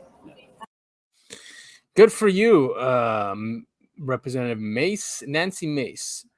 Yeah, she's dead on there. Yeah, and she's gonna be leading the congressional hearings. She asked really good questions to Grush when he was on the witness stand, or when he was a witness at the first congressional hearings that we covered last year. Oh, nice. Yeah, she asked about the biologics and all that, and he said that he would have to tell her through a skiff, but then they denied Congress a skiff with Grush, of course, because there's nothing to hide. Yeah, nothing to hide. Even if it was technology, why would they hide that? Just say we have really advanced technology. I'm not going to tell you how it works or anything. Yeah, well, they want to keep us in the dark because they know better than us. They got to treat us like babies. And they have an agenda, obviously. As you can see, the world's a complete mess. And if this stuff comes out, all that goes to shit. Yep. All of it. All that whole mumbo jumbo that's being used, messianic prophecy, all of it will just go away. But so that's my opinion. Mm-hmm. So guess who blocked the UAP Disclosure Act? Bitch McConnell. Yes, he's a total bitch. Look at him. Look at him. He looks like a turtle. Am I not turtly enough for the Turtle Club? Does anyone even get that reference? Do you know what that is? He's like a Muppet, huh? Yeah, he looks like a Muppet. What? And didn't he like freeze on television like twice? Yeah. Like, how do we let these people get into charge? I don't understand. Bitch McConnell. Yeah, walking corpses. Remember Feinstein? She was basically a walking corpse. She went all the way to her deathbed. Yeah, she was in in a wheelchair at the end. Yeah, her eyes weren't working. She was like twitching. Same with Pelosi. Oh yeah, Pelosi's drunk half the time. Yeah. There's a great app, investing app that copies her, and she's up 50% her index. Yeah, you just have to follow her stock moves, and you're golden. Yeah, so they copy her trades, and they're up 50% this year. Yeah. Isn't that nuts? What did Absolutely she do? She did something where she sold all of her Visa stocks 2 months before Congress passed the law, something to do with the credit card industry, and it tanked. Yeah. Yeah, it's nuts. I can't believe we let these people get away with it. Plus, like, if you've seen her husband's trades, Same thing, right? Same exact thing. Yeah. So as we all know, the UAPDA is basically dead. Yep. They're not Once really again. doing anything. Yeah. Unreal. And the conspiracy theorists that John Kirkpatrick was talking about, or that conspiracy theory he was talking about that they got to members of Congress, is obviously not working. Mm-hmm. You know. So this is also came out from FOIA by this guy here, Tech. Oh wow, FOIA actually figured something out. Oh, jeez. Yes, so it's the org chart of the UAP task force. Nice. Which is cool. Yeah, they had the director, Scott Bray, deputy director, Sandy Brown, and then the director of UAP task force, and they blacked it out. I think that should be Strahan. What's his name now? I forgot. He has a new book coming out. Stratton. There you go. Yeah, Jay Stratton. I think that's him here. And look, he reports to Air Force, Army, and then this is intelligence community. Of course, they're there. Mm-hmm. Underneath him, senior advisor, science technology. Oh, Stratton is here. It says Strat. Oh, sorry. That says Strat. No, that says Stratcom. I'm just sorry. Technical coordinator. Then what's this? USNR, USMC. So that's Marine Corps. Research. Yeah. U.S. Air Force here. So it was. This is interdisciplinary, interagency. They were all involved in this. Yeah, makes sense. So no one can say that this was not a real program, right? And this is where Grush came in. This is where they grabbed him. So that it shows you how powerful this organization was, right? So he was able. It's part of our entire government. Yeah, and he was able to go in there and get the right information. Man, they must hate that he blew the whistle. Yeah, he hasn't been around much. Recently. I think he has a book coming out. They always do. Yeah, he does. Harold Malgren. We've shared with him stuff about him before. He's worked on classified programs and has come out recently because of all these other whistleblowers. So here's a tweet from him, and he says, "You asked, is there actual recovered?" I think you should read the question first. Oh. Is this the whole question? I have a question. I would love your input, but I understand if you don't. But what do you think of plastoids, plasma, and ball lightning? Do you think UAP, UFO are plastoids or ball lightning, or is there actual recovered NHI tech? You asked, is there actual recovered NHI tech? The answer is yes, in several different hands, both government and private hands. For example, knowing such technology has enabled planning for moon to Mars transportation in days, not years. Don't ask me who has such tech. Huh. Yeah, and we have Musk spending billions of dollars on his rockets are awesome, and what he's doing is really awesome. I don't want to downplay it or anything, but I just feel like it's a waste, Yeah. When you have technologies that can just get you places quicker and for cheaper. Mm-hmm. But maybe he's just all about pushing just incremental steps, very slow incremental steps. Yeah, or it's maybe he's in charge of drawing public eye. Yeah. So whatever wherever this tech is being used, it's in the background and unnoticed. And here's an article from Liberation Times. This has been very what he says here. What's the title of the article? Paradigm-changing UFO transparency legislation fails in Congress for second consecutive year. But he does release some information here. It's about recovered craft. Oh, yeah. So here it is. Starting Yeah, here. According to Liberation Times sources, these materials are subsequently sent to national labs and select defense contractors, including Lockheed Martin. Multiple programs are understood to be orchestrated by the CIA's Directorate of Science and Technology and its Directorate of Operations alongside Department of Defense components.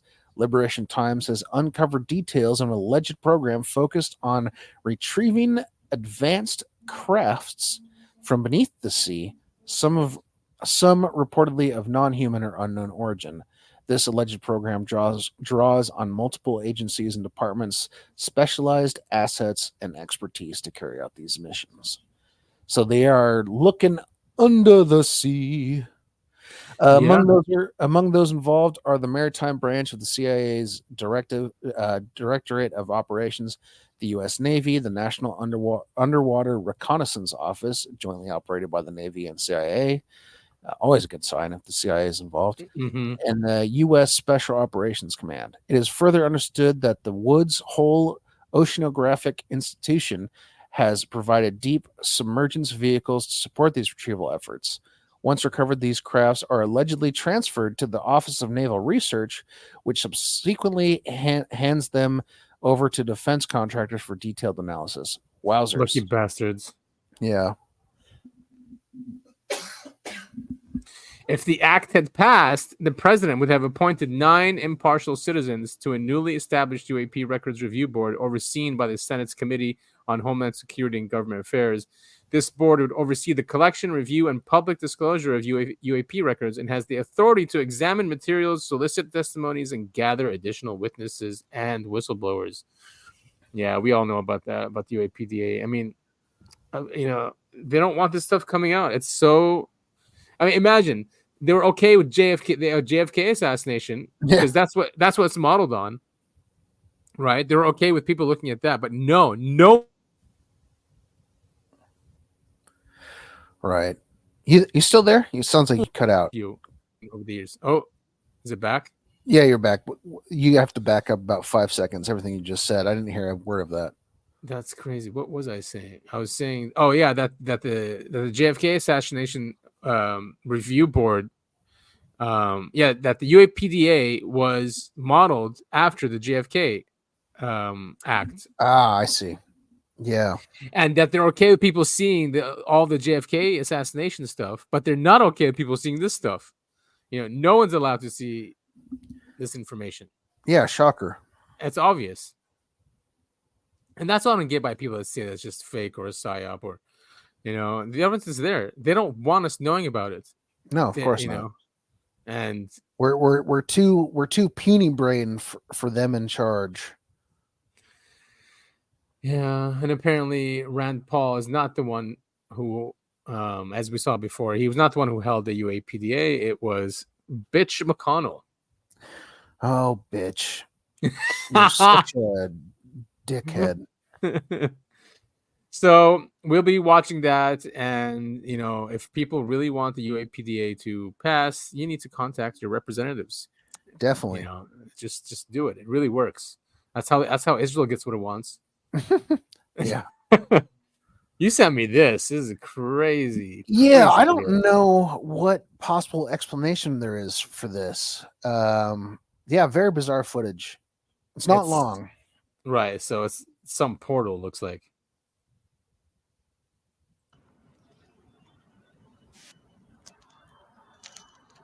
It's this weird purple swirl light. Do you remember? I think it was like in Finland or something. They launched that missile, or no? It was it was a Russian missile. Russia, yeah. But it was seen in Finland, and the missile it didn't work properly, and it went in a spiral. Exactly. Yeah, right. Yeah, and everyone was looking at that and thinking it was a portal. This kind of reminds me of that, but this is so small, and it's just so hard to explain. It looks like it's out of focus because. It is out of focus. And then now it goes into focus, right? Can you where was this? Can you I can't remember. Can you go back to the sort of photos of it? Can you scroll down? Let's see if we can figure out where this is from. Is it here? No. No, that's a quote from J. Allen Hynek, though. Yeah, this is posted on Reddit in the High Strangeness sub. Yeah. But if I remember, everyone's making fun of it. Right, looking from the comments, yeah, it's not everyone always says it's a reflection from the inside of the glass, but that's not true because the camera moves and the reflection right, portal doesn't. Right. Helicopter with searchlight outside. He says it's camera reflection. Oh, nah, rewatched it. Oh, camera. Come on, there's no camera reflection. That's such a boring explanation. Yeah. Yeah, see, this person's saying it might be a reflection of the camera's own IR autofocus illuminator. Right. I don't buy that because the way the video is taken, if it's a reflection, it would move with the camera, and it doesn't. It doesn't. Yeah, it doesn't make sense. And this look, it happened. It happened again. Oh, let's see that. Let's go here. Whoa. Neat. Hey, why can't I? Wait, I'm gonna try to get. Imgur sucks. What in the world? So cool, man. So cool. Wow, look at that thing. Hell yeah, brother. That is crazy. But no craft was seen coming in and out, right? Yeah, but I mean, who knows? Like, if we're going full UFO crazy person theories, I mean, you wouldn't, right? Because UFOs are supposed to be invisible unless they want to be seen. So who knows, man? All right, so the comments section sucks as usual. Yeah, of course. It is Reddit, and as we know, Reddit is great resource for gathering lots of different news at the same time. Never read the comments because people are fucking stupid. I mean, there's nothing constructive. No one added anything. They were just talking about just random stuff about asses and I don't know what. Yeah, and they always use puns or references to other things that are happening on Reddit. It's such a worthless content website. I think because they're kids. Right? Yeah, I think the vast majority of them people on there are like 12, which makes All right. Oh yeah, this guy. Oh no. Okay, we'll do that after. So this came out too. Opinion on New York Post. I mean, this is a weird one. Look at the title. Ufologist claims outer space stuff has been flying around Earth for decades. In quotes, thousands have been contacted. So it's this guy. He's on the History Channel, right? He's a UFO hunter. Yeah. So 2 big red flags. He's on History Channel. Huge red flag. Second red flag. He's wearing a hat that says UFO. What does that say? UFO magazine. So this guy totally legit. He's a complete fed. Look at him. Yeah, he literally looks like the guy the government goes, oh, we need to make a conspiracy theorist, and so we can push our agenda. And okay, great, we got this old guy. Let's put sunglasses and a UFO hat on him. Couldn't agree more. I mean, I don't know the guy, so I don't want to I mean, he's a PhD from NYU. That's PhD in what? Does not say. No. Wait, he's a chiropodist and a podiatrist. He's a doctor. Oh, is that a back doctor? Chiropodist? I don't know. Let's quickly search for chiropodist. What is the difference with podiatrist? Oh, so he's part of that. Chiropod. So I guess it still has to do with feet. Hell yeah. Chiropody is defined under the Ontario Chiropody as the assessment of the foot and the treatment and prevention of disease, disorders, or dysfunctions of the foot. So both are. So yes, he's a foot doctor. Okay. Kind of like the shoe salesman of the doctor world. Just kidding. All right. So he says he studied UFOs. We know this guy. Anything new here? And NASA researchers saw dark side of the moon photos showing triangular spacecraft on a crater's edge. NASA airbrushed that out, saying ETs don't want us exploring their bases. Well, that part I believe. Yeah. All right.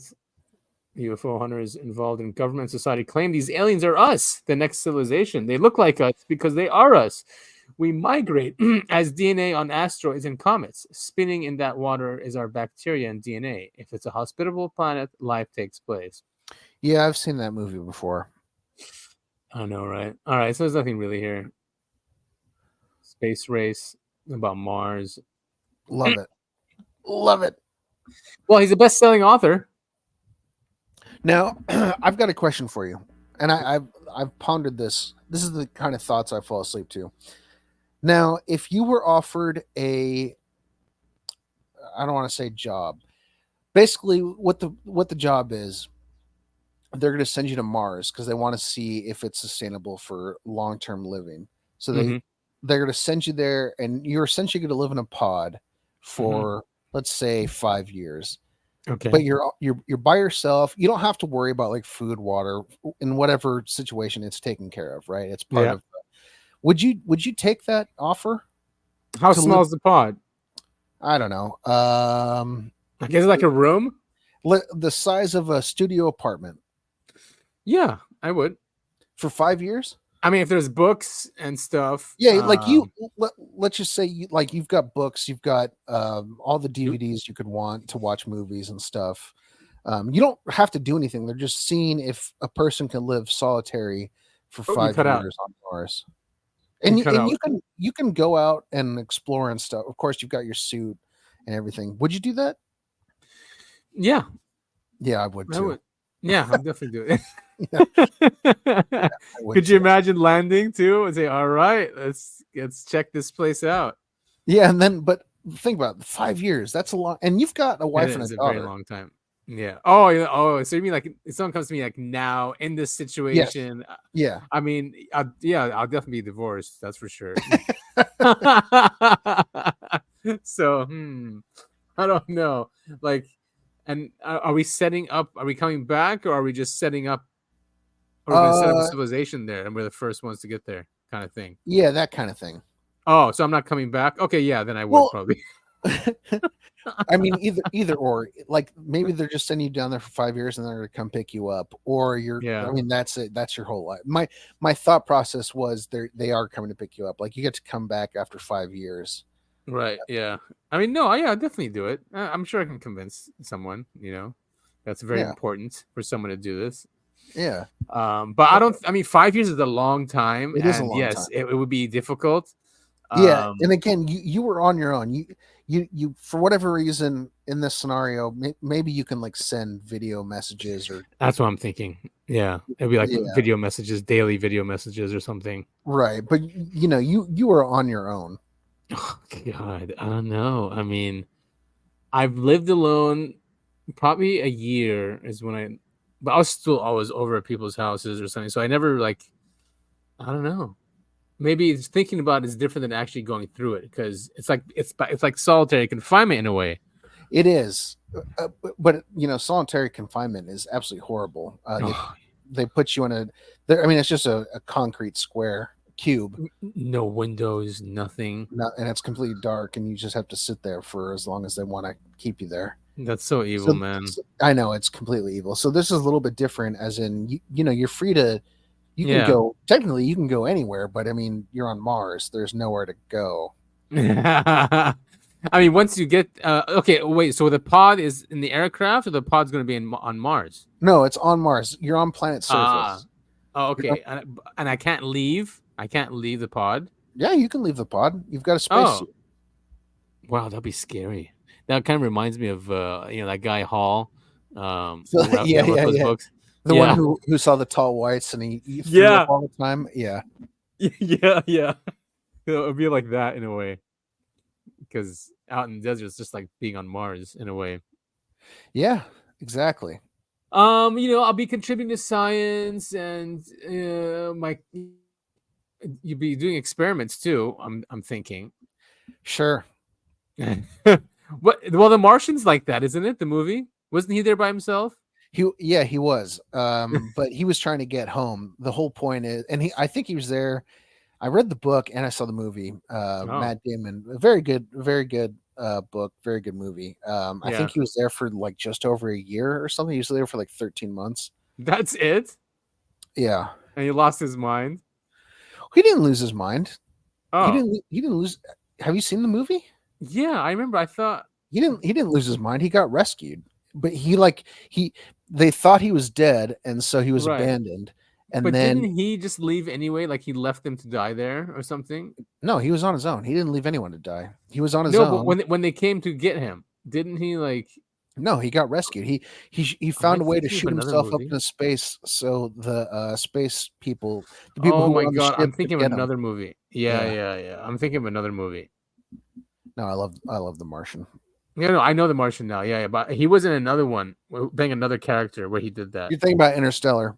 Yes, Interstellar. Okay, yeah. And again, he didn't leave anyone behind. Well, I mean, he got rescued, and then the people who were rescuing him, he tried to abandon so he could get back to the He ended up dying anyway. Yeah, because he opened an airlock when he wasn't supposed to. Idiot. Right. Yeah. Okay, that's what I got confused. All right, the program from James Fox is coming out, I think, next month in November. Nice. Yeah. That should be great. I'm loving all this UFO stuff. You know, as usual, Hollywood is always about 5 years behind, but I'm glad that they're finally coming through with some of their stories. Yeah, so Fox directs the program, which is described as exploring the unprecedented bipartisan congressional effort to uncover what intelligence agencies really know about UFOs, now referred to as UAP. In July 2023, 3 former Pentagon officials testified about their experience with or sightings of UFOs, UAPs, and the U.S. Senate introduced the bipartisan UAP Disclosure Act. Earlier this month, it was reported that the Senate Armed Services Committee is looking to hold a UFO hearing after the elections in November. November 13th. Elections are when? The 5th usually? Yeah, I think so. Yeah. Peter Coyote, just like the other one before it, the documentary before it. He's got a cool voice. Hey, how come I can't select his name? Oh well. So cool. That should be good. Yeah, definitely. I'm looking forward to it. Jay Stratton, Luis Elizondo. It looks like he's done doing his tour of the media. Yeah, he was all over the news for a long time. I've been seeing a lot of people online saying that he's a complete fraud and yada yada yada. There's a lot of backlash against Elizondo right now. Yeah, big time. Yeah, I saw that. It's going to happen. Yeah, he's not perfect, that's for sure. Yeah, no, definitely not. But I mean, it's crazy that people who, try and they come out with their UFO. I don't want to say narrative. It sounds like I'm making up stories. It kind of is. They're trying to talk about UFOs. They always get put down a lot. Yeah. And we played. Actually, one of our videos got pulled down from YouTube because he did really well on the Daily Show. That was a great interview. We put that up. I think was it last week or 2 weeks ago? But anyway, YouTube pulled it out, and we had to edit it out. So, Rumble, it's still on Rumble and all the other platforms. Just YouTube did that to us. So we have to be very careful now of what we put on the show, especially from Comedy Central. Those guys are bastards. Oh, that's too bad. I know. Like, you'd think it's good advertising, it's good marketing. It's free marketing. It gets the name out there and gets, we provide links too. It's not like we're stealing. Yeah, we're not. It's ours. Yeah, exactly. It's not like we're making money. I mean, right. Yeah, exactly. Unbelievable. All right, so here's this other thing that's been going around this week. This apparent U.S. Air Force whistleblower claims huge UFO announcement will happen within days. So there's a lot of confusion about this on my end. Yeah. Because we're seeing the same articles. Some of them say within days, and then the other ones say within months. Right, exactly. Now, technically, within days could mean months, but that's typically not how you denounce something. Say it. Right. Yeah. So something's going on. And so it was in here. It was also in the Irish Star, which we'll come to, and then that was the big article I kept seeing, the one from the Irish Star. Okay. So and just to say, this guy is in jail, by the way. No one knows why, or at least I couldn't find out why. And he's in Twitter Spaces. He has his own Twitter account. He's writing stuff. Yeah, he's a young kid. He's doing the 90s rap scene. Doing interviews from jail. From Cell Block 4. Yeah. You know, Doty was in one of those spaces too, and the guy was telling him who his mentor was, and Doty says, well, yeah, that checks out. But, you know, it's Doty. Yeah. Right? And he was saying stuff that said Doty didn't even know about. Oh, boy. All right, so this guy alleges he was recruited into a top-secret U.S. Air Force intelligence unit tasked with maintaining a 7-year truce between the American government and an alien civilization. This truce agreement, McNeil claims, without any proof of his credentials on his YouTube channel, is set to come to an end at the end of September, which is just a couple days away. It's the 29th today. Yes, it is. He claims that a planned series of events, including the partial or possibly total destruction of the state of Israel, a brief global conflict, and a staged alien invasion using reverse engineered UFO technology will soon follow. Oh, boy. I mean, not too much of it is new. People have been talking about this stuff for a while, right? You bring in Israel in there. That's, you know, the whole apocalypse thing. Mm-hmm. And the Project Blue Beam is brought in there as well. Yeah, I mean, everything, you know, it's crazy because all of those conspiracy theories, either they were right or they were perfectly placed by our government, you know, in order for us to believe them. I mean, it's crazy coincidence. Well, not coincidence. It's crazy that all this stuff is happening. It is nuts. So what else does he say? He says the announcement of an alliance between the U.S. and Afghanistan's Taliban government. Oh, boy. Going to happen. I mean, could you imagine if that happens? No, I can't. So he says it's a slow drip campaign to acclimate the U.S. population. Many of the alien craft on view during this phase, he claims, will in reality be a secret U.S. Air Force development that he calls a TR-3B. They'll use those for the alien invasion. Mm-hmm. They shoved in a picture of the Loch Ness monster there. That's fun. What the hell? They're targeting the audience. Yeah. So, but soon McNeil says we will. Oh, come on, willed. This is the Mirror. You don't check your articles.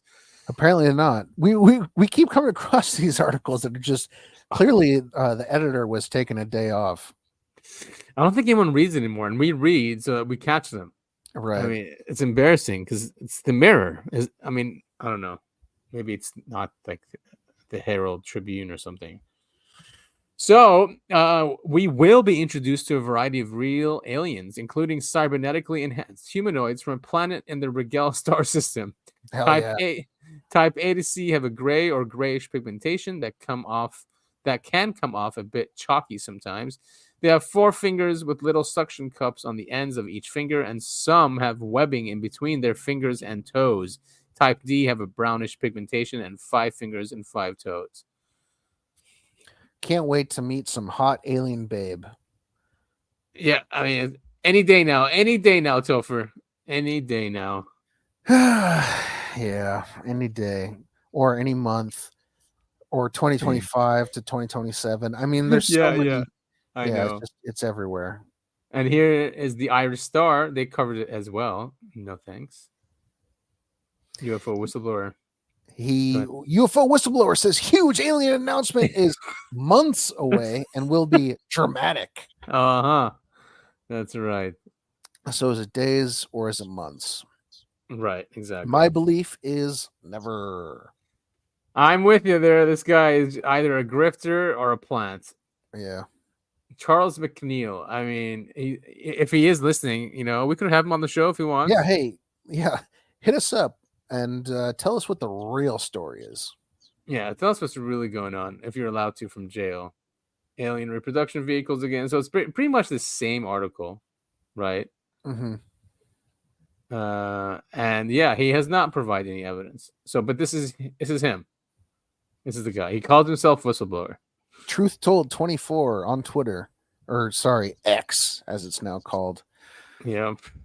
So he posted the link to the Irish Star article that we just looked at, and he says this story word for word was first printed in a different media outlet, so I would suggest that they are owned by the same people. At Daily Mirror, I believe, did the original article, but if I'm wrong, it was something with the word mirror in the title. So this article is full of distorted information, lies, and half truths. I could not just sit by and not say something. So this article first starts off by saying, in quotes, a man who claims to have been part of a top secret U.S. Air Force intelligence unit tasked with maintaining a 70-year-old truce between the American government and alien civilization says, end quote. And then this is his rebuttal. Yeah. Number one, okay, first off, never have I ever claimed to be part of any Air Force intelligence unit, and damn sure not a unit tasked with overseas out of your contract with ETE-1. I have repeatedly said that is the Majestic 12 group. I have never claimed to be working for or with the MJ-12 group. I have literally sat here and called for their acknowledgement and replacement of authority. So that's the first lie. And then number two, the old YouTube channel, that old YouTube channel I have not had access to in about a year. I can't delete things. I can't add things. I can't change things. I was locked out of that by the person who helped me create it a long time ago. And never at any time on there I have ever claimed to be part of the USAF. So to say that I offer no proof of that on my YouTube channel would actually be accurate because I made no such claim on my YouTube channel nor in my everyday life. Number three, I said Israel would be attacked. Oh, the Jews again. Poor Israel. He said Israel would be attacked, not destroyed. And newsflash, they were. I mean, that's not a hard No, it's not hard predicament to come up with. The only thing I said recently that would be destroyed is the Dome of the Rock. Oh, I believe it. They'll do it next for sure. Yeah, and I stand by that's going to be used to usher in biblical prophecy running parallel to everything I've mentioned. That's nothing new. Yeah. Number three, I also say that the only alien reproduction vehicles here would be used for this false indication and warning operation, in parentheses, fake alien invasion, would be the TR-3-B. That would be the only ATV that would be used, and I stated that on multiple occasions. Number four, that they also did not explain the species They also did not explain the species correctly that I said started the first 70-year contract. They want to call type AC. They are referred to in the classified files as ETE-1 type A-D. And then I went on to explain the differences between the types, and that's what they printed. Number five, they also misrepresented the truth by saying that I said that species first came in contact with the U.S. government in the late 1940s, when I clearly stated that it was in 1942 off the coast of San Diego, following the Battle of Los Angeles. Very fun case. Look it up if you haven't already. But then recovered and captured the first live being from this species on May 31st of 1940 when three three-seater craft went down in the plains of St. Augustine in New Mexico. Number six. Holy hell. Do you want to switch? Do you want to take some of these? This is a lot. Sure. Yeah. Number six. Then when I stated that the James Webb Telescope would be releasing that they found biological signatures, biologics, I first had stated a while ago that it was originally supposed to be the TRAPPIST-1 star system, but that I'd been told by a recent source that it was changed to the Alpha Mensi star system. But whether it is Alpha Mensi or TRAPPIST, I stand by that. FYI, it might be even more than one, which we've covered last week, actually. Then when I said another upcoming sign would be the Taliban becoming a declared U.S. West ally in the upcoming World War III, I also stated that it was originally supposed to be ISIS.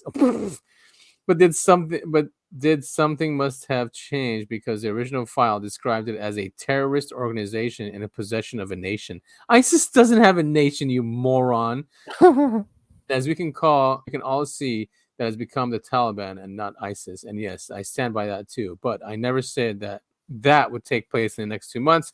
I said following the October announcements involving James Webb and or just huge news involving aliens. Now, because the contract was over, World War III was now allowed to start, and one of the last signs would be this alliance, 100% over by the end of 2027. Huh. So there we go. There's the truth from the whistleblower's mouth, supposedly. Yeah, supposedly. I did listen to the space. It wasn't really clear what he was talking about. Doty was in there as well. What are people saying? A dome of the rock, UFO concealed under the dome of the rock. Who knows? Let's see what people are saying. Oh, they're being nice, mostly. That's something. Anyway, take it with a grain of salt, people. He's not saying, he's not saying anything that new, right? And this is his account. This is what he released 18 hours ago. This is what he's saying. I mean, this is just someone who's just saying stuff. You know what I mean? Haven't we had enough of these guys? Yeah, exactly. Yeah, I don't know. I guess not, because we're eating it up right now. Yeah, I mean, how many followers he has? 4,000. He opened it up in May 2024, so you can just open up an account, just say stuff with no proof. Yeah. And get that many followers. Yeah, I mean, is there any link to him and other than him saying it, is there any link to him and the Irish Times article? Does he provide any proof that that's who he is? Good question. I do not know. Do they? Let's see if they put. They should link back. Oh yeah, because they link to his YouTube. That's why you know it's him. Yeah, but also that guy said he has no access to his YouTube. Right, because they were saying nothing has happened, so he's giving an excuse why nothing has happened. Where's the YouTube? Stage alien. Oh, they're not even. They didn't link his YouTube. YouTube one. Nope. What's that? Well, you just had it. Go back to that last one. Yeah, but there was no link to it. What does that come? What comes right after that? This one. Yeah, no, I know that link. This truce is. Oh, it links to this thing. So it just links to another. So links to the same article. Oh my god, that's so spammy. Yeah, that's really spammy. Let's see here. Link to him. Let's put. Charles McNeil. There it is. And that's his YouTube channel. All right, cool. Yeah, that's him. That's him. That's the guy. Yeah, you're right. So the Mirror, because he said in his tweet that the Mirror had done it first, right, and had done it accurately instead of the Irish Times. So that makes a lot more sense. That's why. So I don't understand why the Irish Times article is getting a lot more traction than the Mirror. It's because it has false information in it. Yeah, clearly. Right. Huh? So he did. That means he did say destruction of the state of Israel. You'll say he didn't say that. All right, let's move on. All right. So after that, what do we have? Oh, we have some technology stuff. This is called the Archimedes. Yeah, you sent this to me. Very interesting. So it's a windmill, not a real windmill. Energy. What's it called? Energy producing wind device. Let's go with that. Wind turbine. Yeah. A unique wind turbine. It generates 1,500 kilowatts of hours of energy with a wind speed of 5 miles, or is that meters per second? Or this should be enough for a small family home. Could you imagine running your fridge and stuff on that? Yeah. So clearly, this is not going to go anywhere. A lot of these things are coming out, though. We got to be plugged into the government to, to survive in this world, unfortunately. I wonder if they're letting these things out, though, like not killing these people because something really bad's coming around the corner anyway, and they know it's not going to matter. Yeah, maybe. That'd be nice. Or it wouldn't be nice, but it would be great if they could release this stuff to us. Because here's this one. This is amazing. It's called the Liberty engine. 20,000 watts of electricity. There it is. They tell you how to make it. But look, we'll go to the end. Like he actually goes like all this. He's going through the steps of how to make it. But you'd need, I mean, it's some really high powered material. Mm-hmm. But here it is. They turn it on. They pull the rotor. They pull the rotor and it starts. There it is. Nice. Yeah, voltage that is injected to the sockets and in turn to the motor that keeps the magnets. So it uses magnets. That makes sense.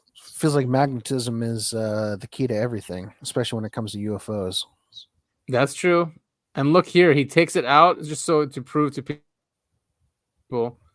Here it is out in the open, and he runs a computer on it, a water pump, a power tool.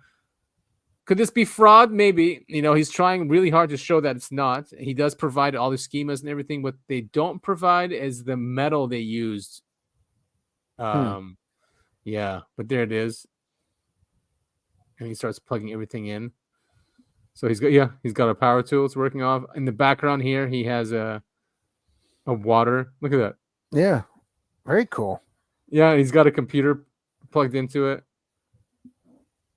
Well, hopefully this kind of thing comes to fruition. Well, I have read that this is expensive. Now, you know, if I am a prepper, I mean, I would love to have this thing. Would I buy it for $10,000? I don't know, but I would try and pull the money. That's for sure, and then everyone can use it for sure.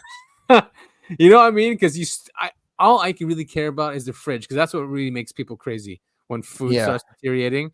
But look at this thing. That's all he did was just pull the string. Yeah, I mean, the computer. Yeah, like you said, this is great prepper material. And it's either smart and they're in Europe, so maybe that's why they're not killed. But they're covered their faces because they know how dangerous this stuff is. Yeah. Free energy generator with microwave transformers. Look at all that. It's just running all this. Isn't that amazing? It really is. Yeah. This is something else. Yeah, and he literally goes through the entire plan, and you can even download the schemas. Yeah, I wouldn't put it so close to the water. Yeah. I think he's trying to prove also there's no batteries. Like there's no fraud happening here. Yeah. Hey, listen, I gotta take a quick break. Can you pause? Yeah, we're wrapping up anyway, so yeah, I figured. Yeah, so that's really cool. I'm gonna look into if I can buy it in a way. I definitely can't construct it here. I'll show you. Look what the power tools they have. Oh yeah, this is gonna take a lot. Yeah, so no, but it's cool that they show everyone how to do it. Yeah, for sure. I expect this. If this is real, I expect YouTube to completely take this down and pretend it never existed. So very cool. I'm glad this stuff is happening. I think that means a sign that something bad's happening. And yeah, that's this system is not going to continue anyway. Yep. So this is really funny about what the hoops that Musk has to go through for SpaceX. Yeah, this is great. I mean, it's not great. This is just a funny clip. And yeah, the bureaucracy that everyone has to deal with. Yep. Finish their analysis and give their approval. That's why I posted, I want to buy a fish license on, which also refers to the Monty Python sketch. Yeah. Like, why do you need a license for your fish? I don't know. According to the rules, I'm told you need some sort of fish license or something. We effectively need a fish license to rock it. And I'm like, wait a second, how did the fish come into this picture? Yeah. I mean, some of the things like that I feel like are so absurd that I want to do like a comedy sketch and flash at the bottom, this is all real. This is actually what happened. Mm-hmm. One of the things that was a bit of a challenge at one point is that they were worried about a rocket hitting a shark. Mm-hmm. And the ocean is very big, And how often do you see sharks? Not that often, as a percentage of ocean surface area, sharks basically are zero.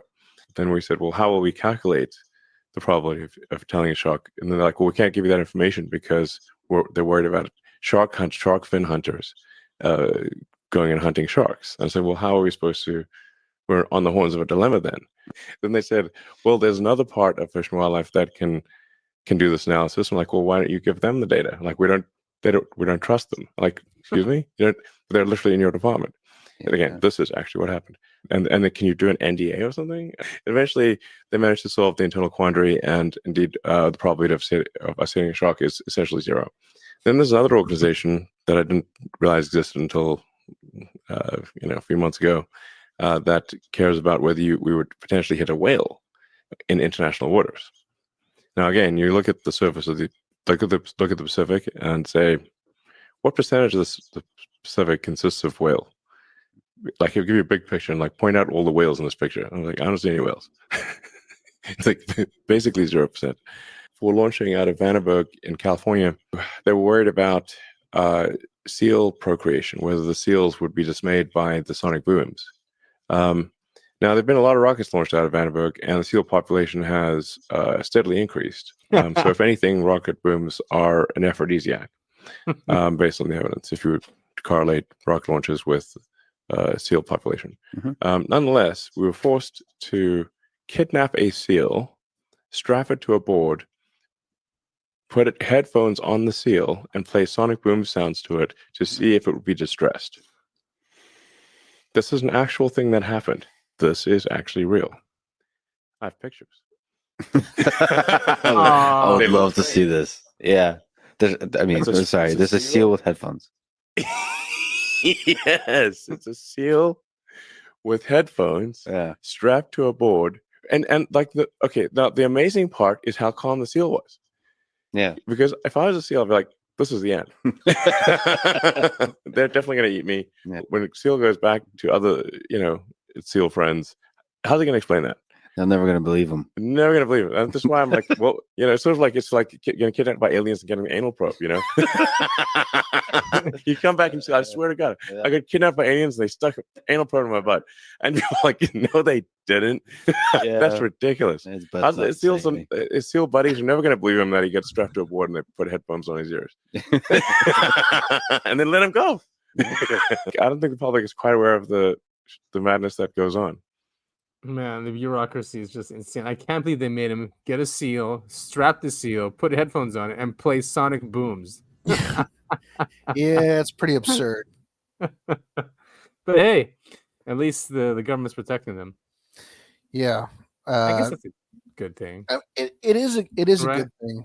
There just has to be a more. I mean, he's talking about like there's a group that wants to protect the sharks and wants a group to protect the whales. So they end up grabbing a seal. I mean, I don't know. I feel like there's a more efficient way to do all of this. Well, we don't know efficiency in our government, do we? No, we do not. Yeah, we're just shoveling out money to the rest of the world. Well, we become the third world. Yeah. It makes no sense. And this is after Biden's livid with Netanyahu doing what he did in the past few days. Quote unquote livid. Yeah. So you sent me this just in USILUA. United States to send, I don't know what that is, but United States to send Israel another 8.7 billion and Ukraine another 8 billion. So now we're starting to see that Israel's starting to get more money than Ukraine. It's like a race to the top. For us, it's a race to the bottom. Yeah. I mean, we are supporting these countries, literally. I know, right? I mean, I don't even know what to say at this point. I mean, we're funding these wars. Yeah, war crimes too. Well, when it comes to Israel. I'm not going to speak on Israel. I think our stance is pretty clear on that. But I kind of understand the whole Ukraine thing. You don't want Russia to spread its tendrils and create the USSR again. Israel does not need any more of our money or weapons. According to them, they can take care of themselves. And they don't listen to us anyway. They don't listen to the international community. So everything they do, we get pulled down because of it. Yeah, exactly. we're the only people in the UN who veto anything there. God forbid we take care of our own citizens. Right. That's the last thing the U.S. government wants, is to take care of its own citizens, which is just bonkers to me. Israel won't let them, man. This is why people are so upset with our government, and why Trump is so popular, even though he does the things that he says he's not going to do. You know, we want to drain the swamp. We want to get rid of all these rich assholes who are running the country that are just willy-nilly, hey, we got to protect Israel. We got to protect Israel. You know, we got to bring in more immigrants. We got to bring in more immigrants. And then the American people are starving, unable to afford gas, unable to afford groceries, unable to afford living costs. But yes, fuck them. Let's give money to people who don't need it. Yeah, I mean, the Biden administration is suing, I forget which state, for not allowing illegal immigrants to vote. Just unreal, man. What the hell? What the hell? Like, they hate this country, obviously. They do. And the Congress people and senators have an AIPAC guy in their ears day in and day out. Yeah, Massey, we played that clip from Massey, must have been a couple weeks ago. Yeah. You know, where he was saying every single person, every single congressperson has their AIPAC guy, which is just fucking bizarre. It's like the mob. It's like the mob. I mean, could you imagine these people? And they probably threaten all the time if you don't, do things according to their perspective. It's a really bad situation we're in, and a dangerous one. Yep. I mean, even ex-military people are saying how dangerous the situation is. And it's so crazy that apparently Mark Zuckerberg is now a libertarian. Yeah, right. And has hired a Republican strategist to repair his relationship with right-wing media and operatives after years of censorship. Well, Jesus Christ. He was the guy that, well after Biden was out of power, came out and said, oh, yeah, well, the Biden administration asked us to censor stuff. Like, yeah, sweet, dude. That's like 3 years too late, asshole. Yeah, and it might be because what he's seeing with Musk and those guys and Peter Thiel, and they might be getting in power. Maybe he's just trying to get his ducks in. Yeah, get his ducks in order. He's like, yeah, I'm a libertarian too, guys. I'm part of the club. Well, yeah. Yep. And we have one final thing, and this is from a longer clip, by the way, because he does other accents, and he ends with this one. Yeah, do you have the longer clip? No, I don't even know where to look for it. Maybe someone in the comments does. It's very funny because this is great. So what this is let's see. Is that it? I'll check. That's probably the South Park clip that they're gonna. Oh no! It's a South Park clip. Yeah. Anyway, so before it was back in the day when you used to make fun of other races, and it wasn't anything racist, it was just playing on stereotypes. Yeah. People would pull their eyes to the side and pretend to be Asian. This guy's doing the opposite, and he's clearly American, but it's really funny. It's really funny. And I think he was doing a Mexican accent coming into it. Come on, rewind. All right. Bobby, look, I'm American. I think I'll use my credit card. Do you guys have anything non-dairy? Anything gluten-free? Why does everyone say that about white people? I don't know. I think it's accurate. I've heard all of those sayings many times in my life. Oh my god, that's hilarious. So yeah, that about does it for today. That went 2 hours 15 minutes. Not bad. Yeah, that went great. Yeah. I'm thrilled about the Aztec UFO stuff. That's a thing that I did not know existed. So very cool to learn about. I'm excited to. Yeah, I'm gonna read through this top secret eyes only document. Yeah, I didn't know this existed either. So really, it's gonna be really cool. Yeah, very exciting. Well, I think that just about does it for the Uncovering Anomalies podcast. That's right. That is, I have a need to know Adam, and he's going to tell you where you can follow us on social media. Well, we're only on formerly Twitter. You can follow us at UAP the podcast. I'm at Breakaway Civil, and Topher is at Topher it all. Hit us up over there. Follow us. Engage with us. Let us know what you think about the show. Let us know if you guys want us to cover anything in our deep dives or any tips you may have of what's going on. We are thinking of bringing people in to interview after we hit our 100th episode, which should be coming up pretty soon. So we'll be lining those up. If you guys have any recommendations for those, let us know. We're on all major video platforms. So we're on YouTube, although they do censor us from time to time. So if you do want to see shows without us clipping things out of there, you can go to Rumble, you can go to BitChute, you can go to Odyssey. And there is a support link at the end of every single episode. So make sure to go there and support us if you can. If you can't, then share our material with your friends and family, or just share it out on your social media. You know, if you do have an X account, like an anonymous one, it's really easy. Just share it on there. You don't have to say anything. Just give us that link juice, it's called. Link juice. Yeah, which would really help. And yeah, let people know about our show. Get us out there. We love this subject and the mysteries that we try to unfold with it. Other than that, I think I covered everything. So back to you, Topher. All right. Well, I am Troublemaker Topher. I'm coming into your dog's house and spilling their food. So don't blame it on the dog. It's me, Troublemaker Topher. I'm making trouble everywhere I go. But you are a troublemaker. I'm like a little gremlin. A funny troublemaker. Yeah. So you get away with it. Yeah, and people let you get away with your troublemaker. Yeah, they go, "Oh, there's Topher again." It's just Topher. It's just Joker. Well, we want to thank you all so much for listening to episode 91. We are creeping up on 100. It'll be here before you know it. It's crazy. Yeah, we want to thank you all so much for listening.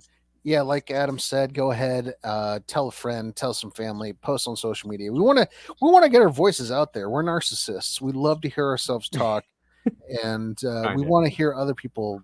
We want to see other people listening to us talk. Yes, and make fun of us and talk shit. That'd be great. Absolutely. And like Adam said, please give us ideas on what topics to cover. Last week we covered the Allagash UFO sightings, and that was a really fun episode. It was fun. Even though I was listening to it, this week, and that first article we used was completely worthless. Oh, was it? Yeah. Completely worthless. The second article we actually dive into it, and it was really good, and it used actual facts. The first article, I don't know who wrote. They got the names wrong or something, right? They got the names wrong. They got the timeline wrong. The whole thing was wrong. I hope the list. It must have been AI. I hope the listener that recommended the Allagash UFO abduction actually listened to the whole episode and not just the first 15 minutes or so. Because woof, we really screwed that up. It sounds like he did. I think he liked it. Okay, I hope so. But yeah, thank you all. I've said it. This is like the third or fourth time I said it. Thank you all so much for listening. We'll see you all next week. See you all next week.